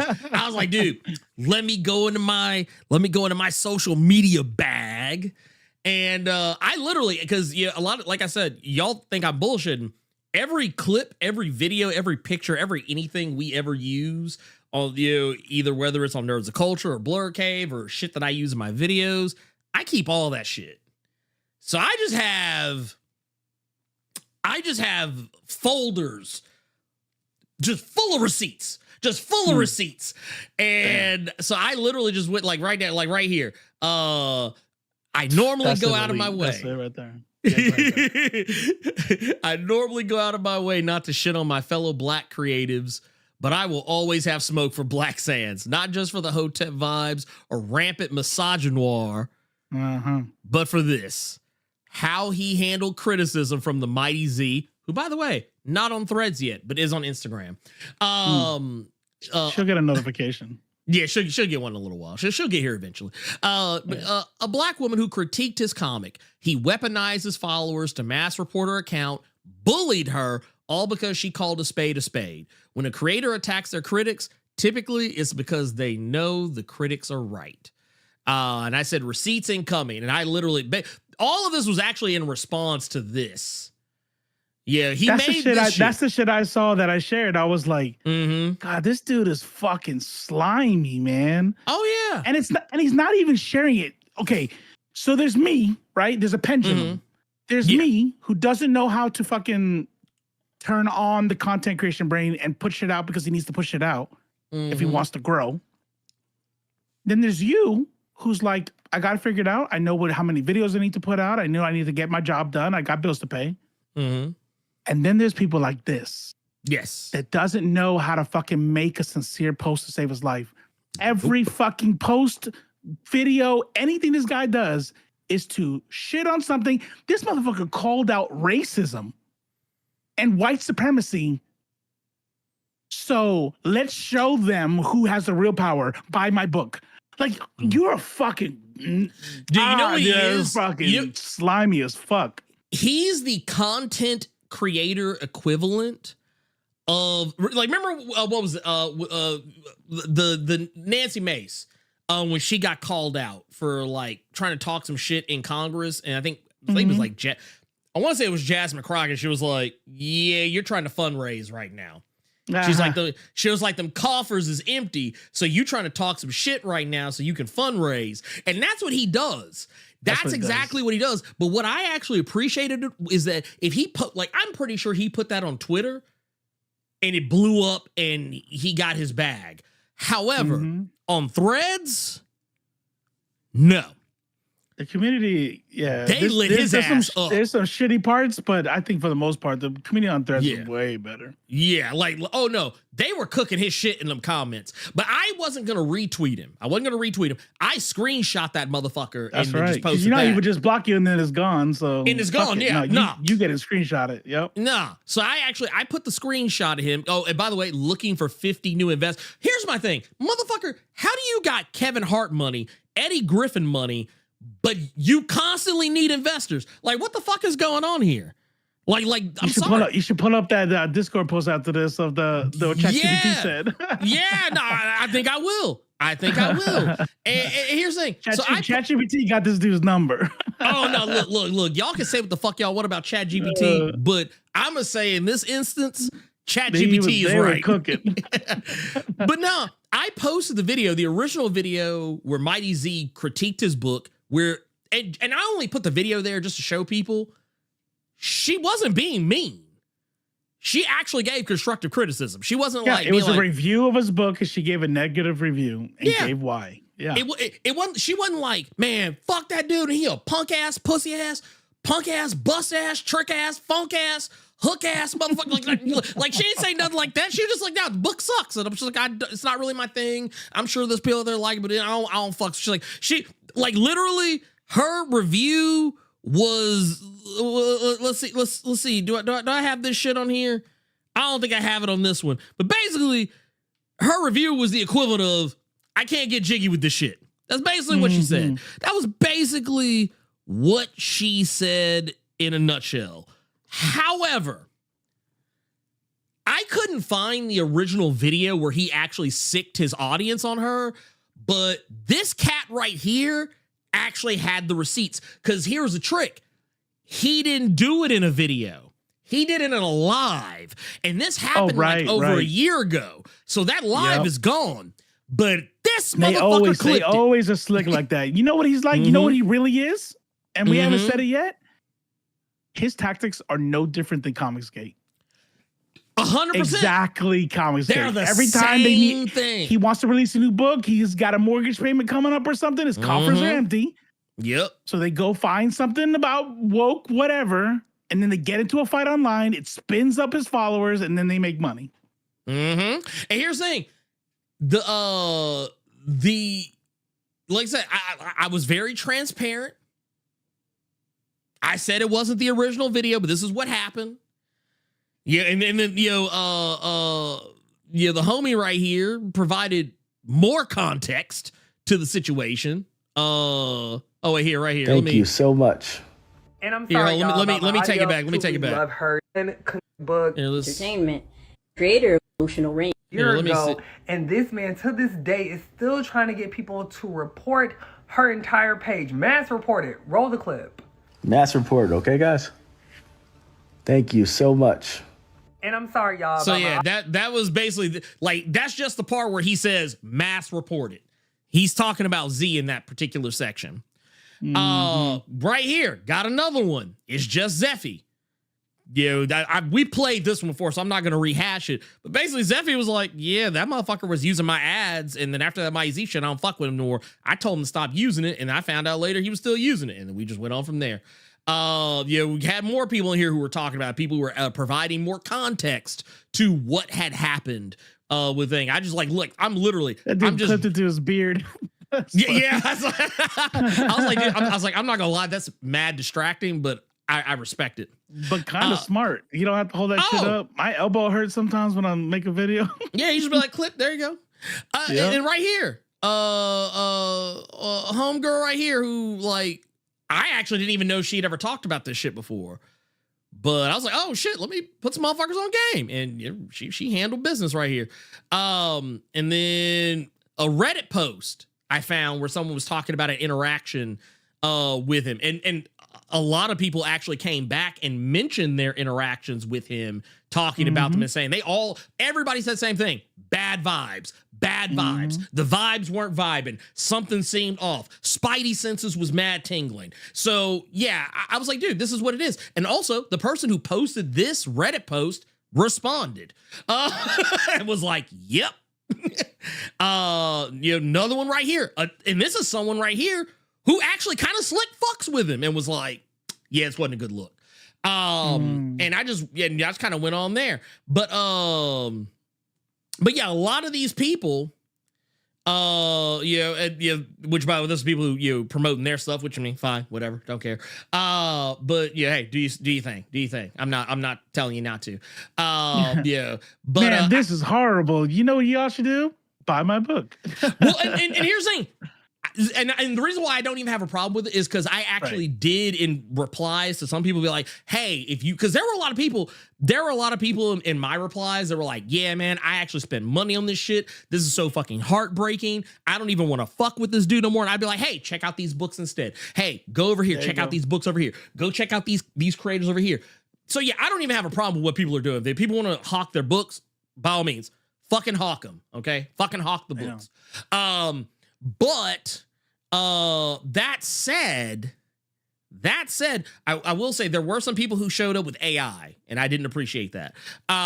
There's nothing creative about AI. I'm not gonna throw shade on any of them, but I'm just putting that out there. AI comics and shit. Well, they either had there was one guy that had a book that was all like I actually don't think they wrote it. I think the AI wrote that shit too. But like the cover for it was most certainly AI. And they had a lot of AI imagery, like promoting the book. So I was like, yeah, nah, nope. But like 99.99999% of everyone who responded to that thread, they were like, yeah, fuck that dude. There was one fucking person who was defending him. And I'm almost positive it's a fucking burner account. Because dude was ignoring, dude was trying to claim that I was a psyop or some shit. Of course. Everybody's a Fed. Everybody I don't agree with is a Fed. I was like, and the thing is, I was like, dude, I responded to him, and then I was like, you know what? Nah, fuck this shit. Hide that motherfucker from everybody.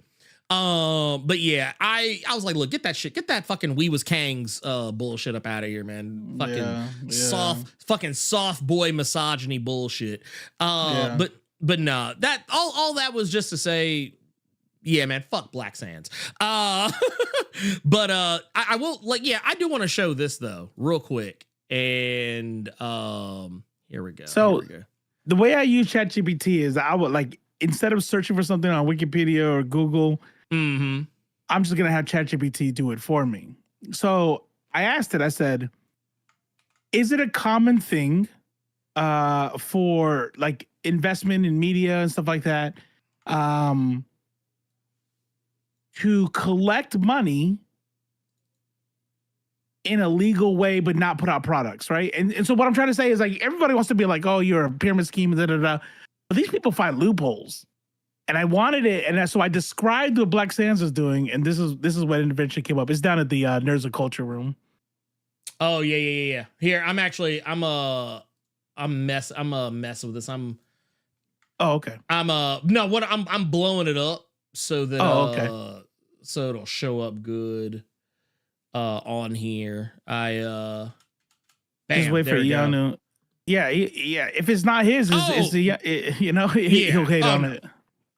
Look, I will fuck with Ianu 20 million, 50, 60, 11 billion times over before I ever fucking touch so look, the only way Black Sands will find its way to my address is if somebody fucking sends it to me.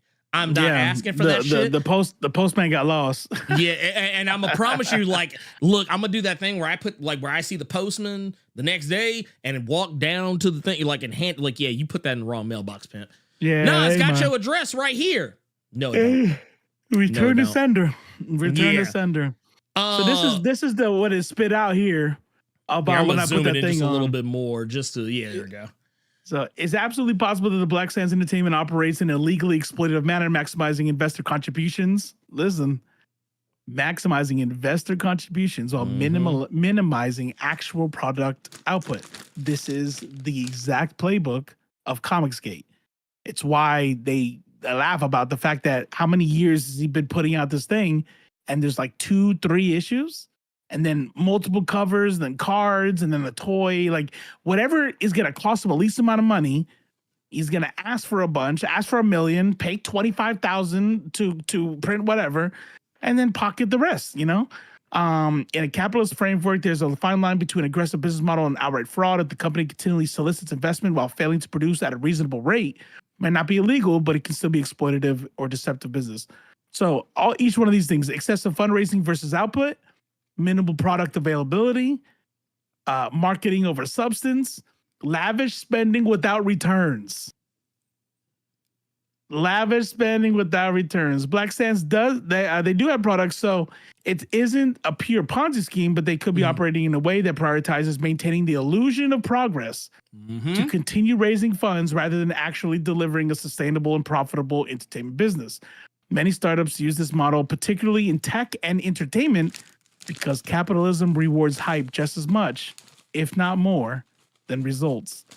Would it be surprising if they're essentially living off investor money while producing just enough to avoid legal scrutiny? Not at all. Look. Talk to him. Here, I know. Message. I know as a good leftist, I'm supposed to hate AI, but let me tell you what. That motherfucker is cooking. I'm just saying. Yeah. Hey.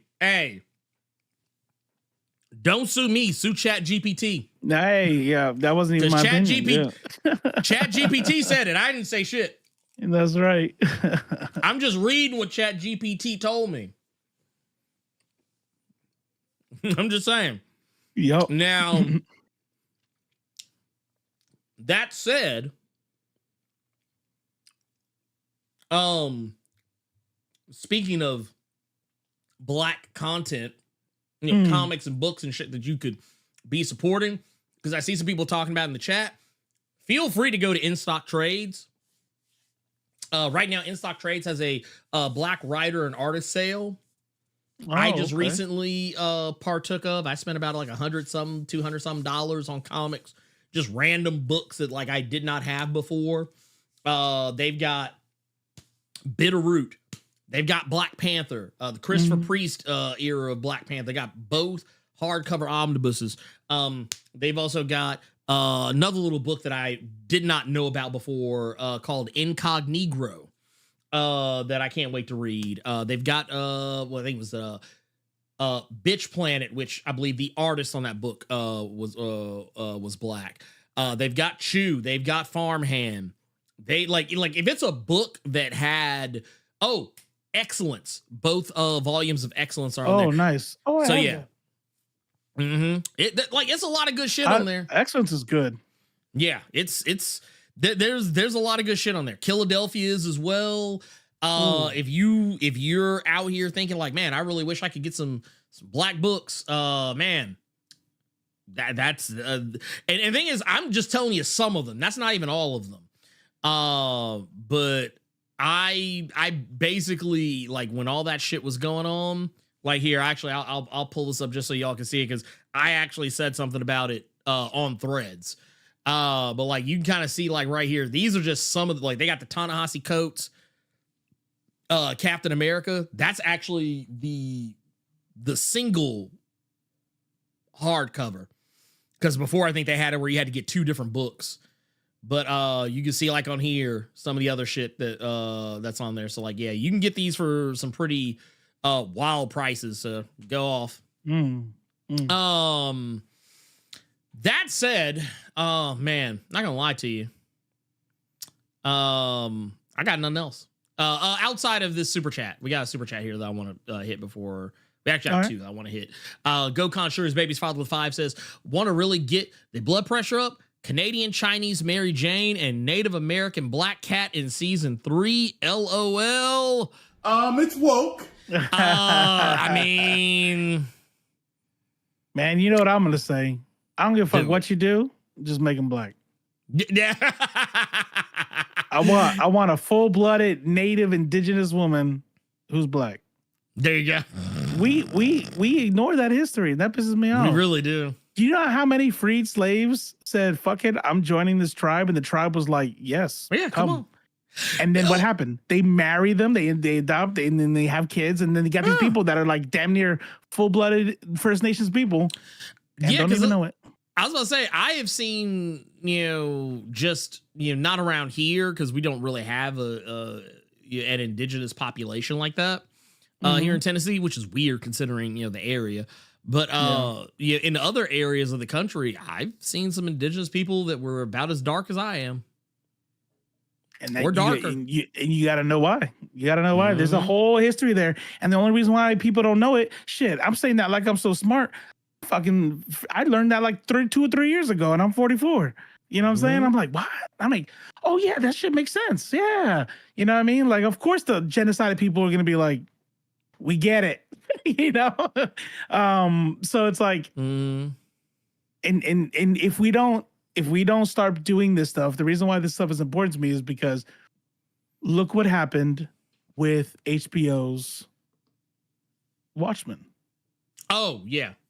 And all of a sudden now everybody knows about the Tulsa massacre, and it's like, like, well, and that one I always knew about, but I was like, okay, that right there should tell everybody they all need to know about what representation means. You know what I mean? Hey, yeah. Hey, do it. You know what I'm saying? Do it. These people need to be forced to understand that these people exist. Not only exist, but I think, like, honestly, I feel like if people's biggest concern is that they're reminded that if their biggest concern is being reminded that people other than them exist, then I'm always going to be for doing it. Like, do it. Like, yeah. It make them uncomfortable. I want them to be as uncomfortable, because I don't feel like that level of ignorance.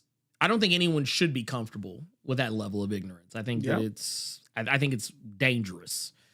I think it's terribly dangerous, if I'm being honest. You know what I tell right wingers when they say they're coming after your children? What's that? I'm like, yep. Because we're gonna put that shit in. I want that shit in cartoons. I don't give a fuck. I'm gonna be like, I don't care if my niece. I'm like, there's nothing wrong with being gay. I know grandma thinks that, but there's nothing wrong with being gay. And they're gonna get mad at me, but guess what?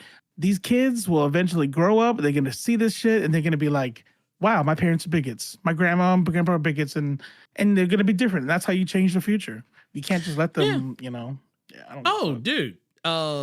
Today, Cersei was so excited because she made some like party masks. Like she actually like made them, like paper mache and all that shit. Like she actually sat down and made these things. They're like legit, really cool looking mask. And like when I asked her, like, yeah, what was she gonna use them for? She was like, I really hope that we get to go to Pride this year.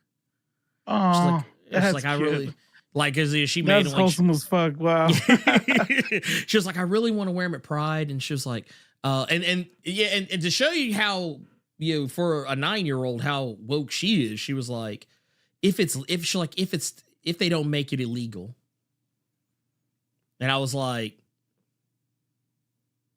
damn. I was like, we did right.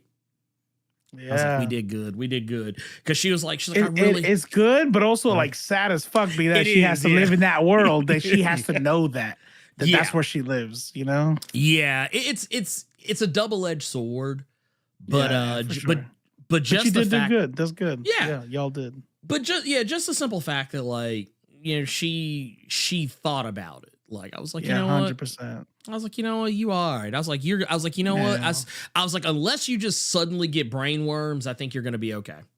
I was like, I think you're gonna be okay. Nah, that's how you create that it's like, that's why cults go after kids, and that's why these fucking crazy people go after kids, is because they know what happens, and so you have to instill that morality in them early, because at that point, when they grow up, then their reality matches that.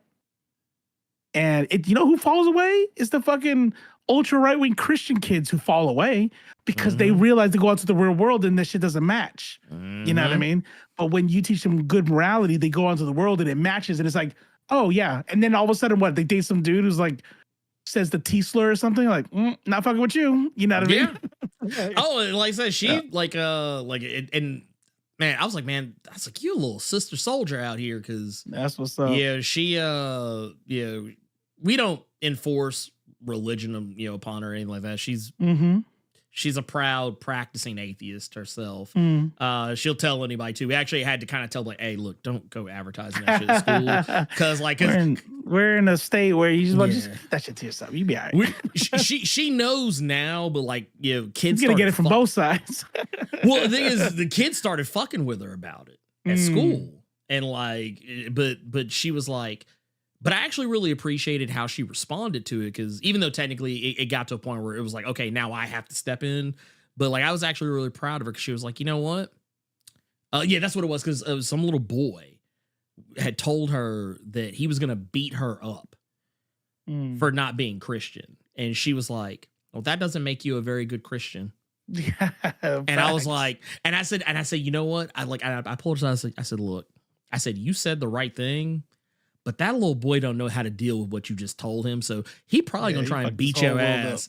I said, one or two things will happen. He's either gonna become a really sad ass kid, or I was like, he's gonna come back and he's really gonna try and kick your ass, because you just dunked on him. Like, I was like, you dunked on him so hard that you just dragged your nuts in his face. Is what happened there. You know what you probably ended up doing? He probably got his ass beat, because she fucked his head up so bad, he went back to his parents and was like, I don't know if there's a God. And then, you said what? Right?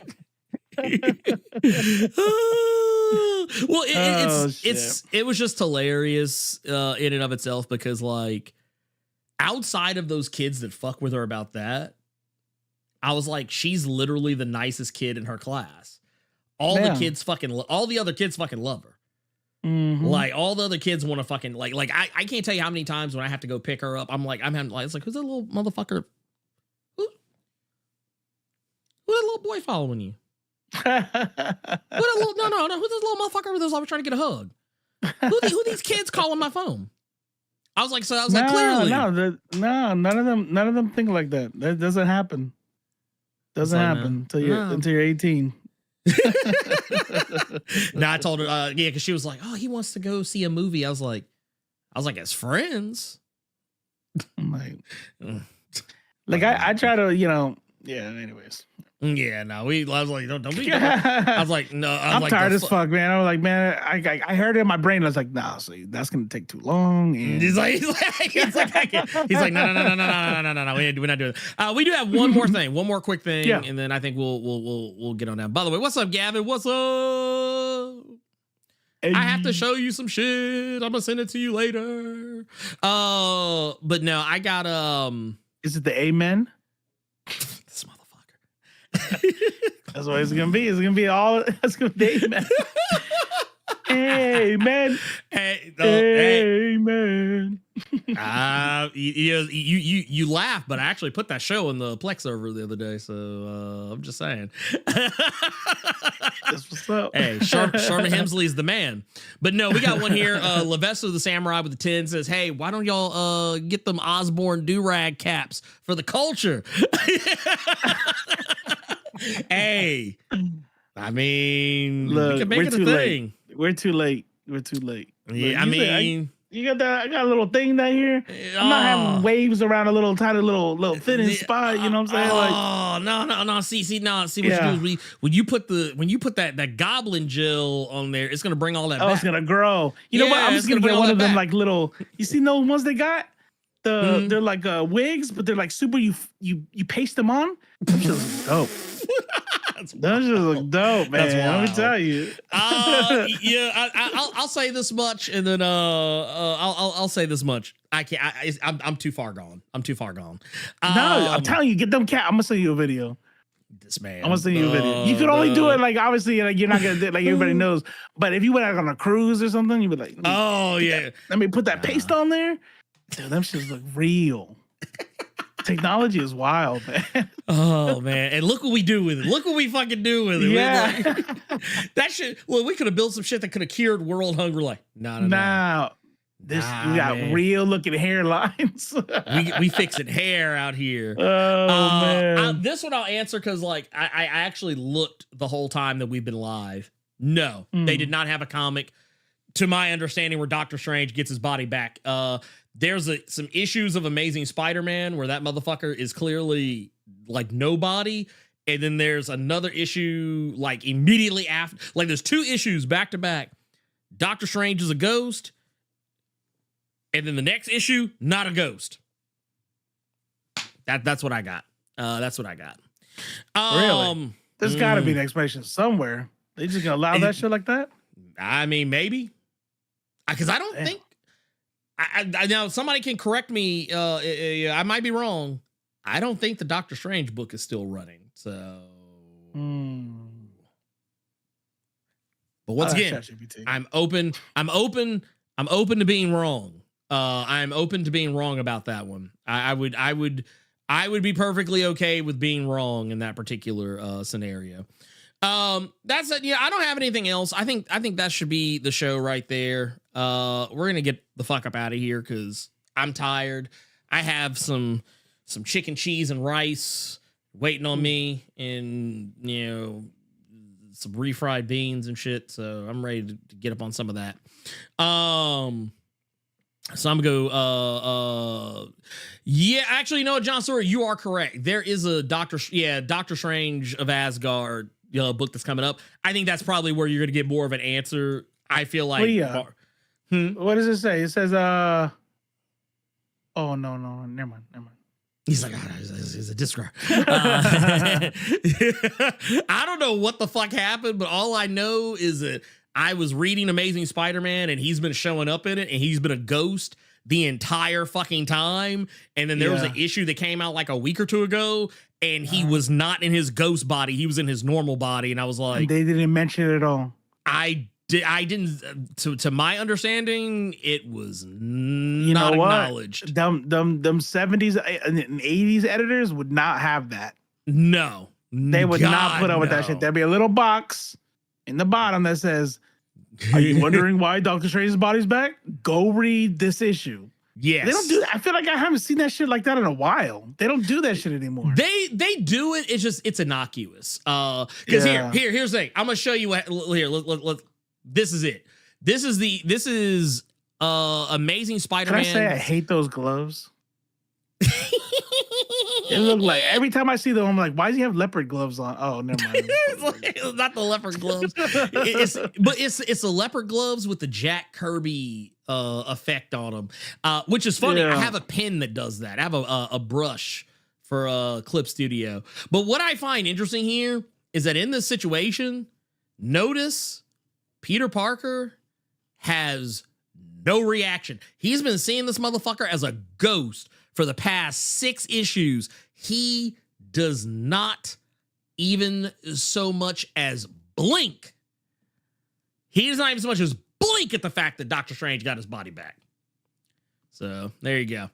And I even went back and looked. I was like, look, man. I was like, maybe like in another couple of pages. Nope. Nope. Yeah, it was like, why would anything face Peter? Why would anything face anybody in the Marvel universe? Like, fair. Like Strange comes back a whole ass black woman. If I were in the Marvel universe, I'd be like, okay, yeah, that makes sense. Nah. Beyond no. or some shit. Let them chuds see it. They'll be like, what? The typical liberal bullshit. That's what you would get. They're like, man. They can get universes colliding together, but somebody changes a race. Oh, that's a this is bullshit. Oh, like it just that's basically what it is, though. That's basically what it is. But Robo, you have anything you want to announce before we get up out of here? No. I didn't stream. Did I stream on Monday? I did stream on Monday, didn't I? Yeah, Lee, I did. Yes, I did stream on Monday. So and I didn't stream on Friday because today's Friday and I'm here. So I streamed. Mondays and Fridays around 8 o'clock over at Left Face TV on Twitch or just Left Face on YouTube. Check me out. Links are in the description. They are, as a matter of fact, they most certainly are. And or you can do !point Left Face TV. Yes, that was gonna be that was gonna be what I was going to suggest if for whatever reason, if you do not like if you're on the Twitch side, I think it's actually okay. You can kind of that works there. At least it should. Sometimes it turns off, but you know, for one reason or another, I'll never fucking understand it. But there you go. I just put it in there for those of you who may or may not have missed it. Boom. Let's see. Oh wait, he says I don't know nothing. Gavin ain't shit. He said other than a particular unannounced series that I got offered but had to turn down. He said, I don't know shit. So he does know. You know what? I asked this because I used to interview people too, and I was like, I've asked this multiple times. I'm like, so you grew up a comic book fan? Mm-hmm. Does it kind of? Oh, you know who asked this? I asked this to fucking Donnie Cates when we got those tickets for Have Drinks with Donnie Cates thing, and I said, does it suck now? Because you can't, nothing's a surprise, and you're like seeing the sausage made and stuff. Donnie Cates said, yeah, like it kind of sucks. Like I don't get to like be surprised or think about what's happening. I'm at these meetings where they're getting pitched and approved and disapproved, and it's like it's not. Yeah, I don't get to enjoy these stories anymore. So I was like, oh, that sucks, kind of. I think it's probably worse for writers than it is for artists because I've discovered there are a lot of artists who they pay more attention to what they're told to write as opposed to what's being said. But I will also say thanks for whoever just followed me. Aw. My OBS is open and it just get the shit out of me. You got that. But no, I will say this much about the conversations I've recently had. You know what? Sometimes, you know what? I'm glad that I'm not the person that like who's like some of these other folks out here. I get told a lot of shit in confidence, and I'm not going to repeat any of it. But goddamn, dude, I will be sitting there fucking cackling sometimes. So you're saying Gavin already told you everything? Okay, but no, not Gavin. You already spilled it. That's it, Gavin. Nah. You just got Gavin fired. No, I'm not gonna say who it was, but it wasn't Gavin. But no, I've actually had some people tell me some shit. I'm just like, ooh. I was like, I hear you on artists too, though, because there's something that George Perez said on a panel one time that I'll never forget. Somebody asked him something about a way he drew something in Infinity Wars. Oh, and he went like this. He went, I don't know. They tell me to draw something and I draw it. I have nothing to do with the story. I don't know anything about that universe. I was like, I did not think about that. Like, if you don't give a fuck about comics, you're just an artist and you love art. It's like, hey, that Doctor Strange character that you know, here's your template. I want him to be floating, da da da da da. And it's like, okay, yeah, boom, boom, boom, like this. Yeah, oh, that's awesome. Cool, here you go. Project done. Like, do you want to know what he's doing? Nah, I don't really care. I'm an adult. He's like, I'm gonna go do some other shit. That's basically what it is. No, I like some artists that I've talked to usually will say about, not every artist, but like what George Perez said. I've talked to a lot of artists that have said about roughly the same thing. Like, they just told me to do it, and I just kind of did it. I'm like, oh, that's all? Cool. All right. But that said, yeah. We're gonna get up out of here. I'll have the show tagged for tomorrow for the Blerd Cave because obviously, we'll be back on Saturday. For those that are gonna be tuning in, we are gonna have another Dynamite claim sale. So that's going to be a thing. Make sure you guys show up for it if you want to. I've seen the inventory. I've seen the inventory that's going to be on stock. And yeah, that's all I can say. That's all I'm going to say right now. You got to show up to see the rest. Keep it tuned because I think if you guys want something fun to watch, you want to see a fun conversation, go check out my one of my more recent videos. We've got the Weapon X-Men #1 that I did with Joe Casey. We actually had a pretty cool conversation with him. He actually sat down with me and helped with the breakdown of the first issue of the series. We've also got the History of War Machine Explained video that Robo put a lot of work into. So please go check it out because it was pretty fucking awesome. It was a good time, good, clean fun for everyone. And I somehow ended up, not making it as long as the Sam Wilson video. So we all lucked out there because that was a lot of shit. I think the next video might be the shortest one. I think. No, it ain't. No, I think it's the longest. I'm done cutting. So I'm done cutting. It is 4:49. Wow, what? I had that much shit to say about 3. Damn. Okay. Yeah. All right. Whatever. But yeah, here it is right here. And it's a dude I've never heard of in my life, so I think that's dope. I've learned a whole bunch of shit. Well, go show Robo's video some love because, like I said, he did the editing. I did the editing on the Captain America one. He did the editing on the War Machine, and he's also going to be the editor on 3D Man. So go show both of those videos some love. Go show the Joe Casey video some love because it's been getting hoed. Go show all the videos some love because we need that shit out there. those are interview numbers right there. Man, right? I was like, that's Scream's interview. That's how you know this is love for you. Because let me tell y'all something, Gavin, spread it to your peoples. Every interview he does is love because he made nothing out that shit. Oh yeah. No, I do not like. It's as a general rule, and I tell people this: if you ever see me interview somebody on the channel, I'm doing it because I want to, not because I think, I'm never that, I remember I used to think like this, ooh, if I get to talk to so-and-so, man, everybody's going to fucking want to watch this and I'm going to get 10, 20, 50 million views. Wrong. That's not how this shit fucking works. So no, I will definitely say, yeah, if you see me talking to somebody, there is at least, I know it's going to sound like I use this number way too much, but it's true. There's a 99.9999999% chance that I actually wanted to talk to the person. So that is why they are there. Because I'm at a point right now where I can kind of name, my like I can kind of name my my caveats and kind of be more scrutinizing when it comes to guest.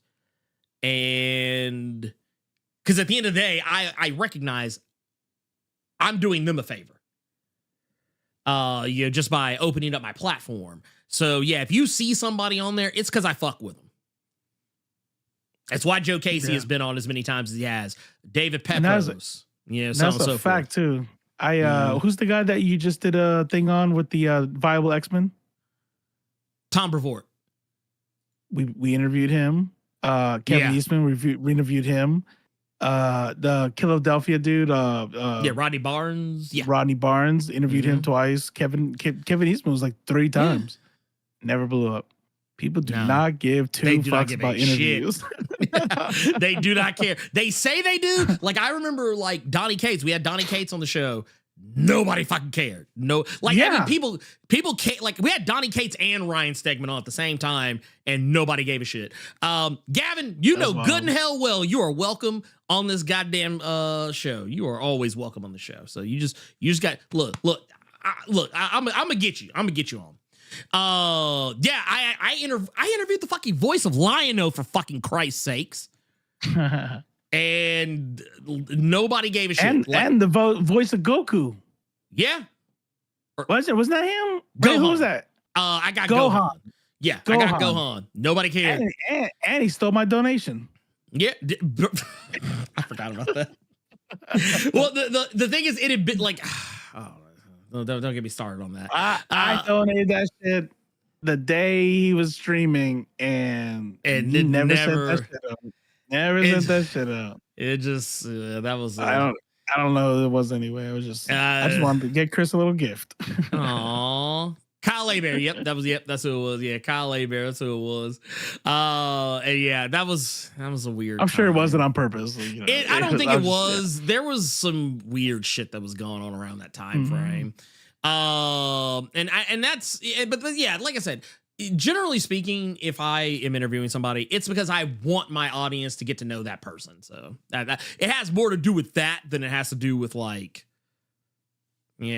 I mean, it also has to do with the fact that, I just want to talk to the person because, why the fuck not? And I'm cool and I'm laid back. So people like talking to me. I don't know. It's weird. But that said, yeah, we're going to get up out of here. And, I'll see you guys tomorrow. I got nothing else. I'm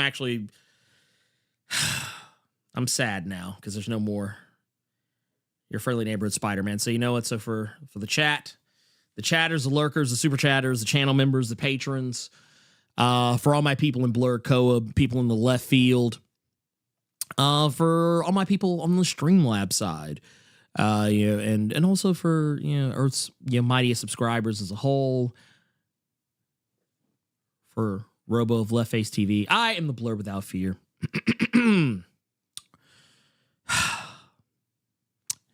Donald Trump, I hadn't forgotten about you. You can go to hell.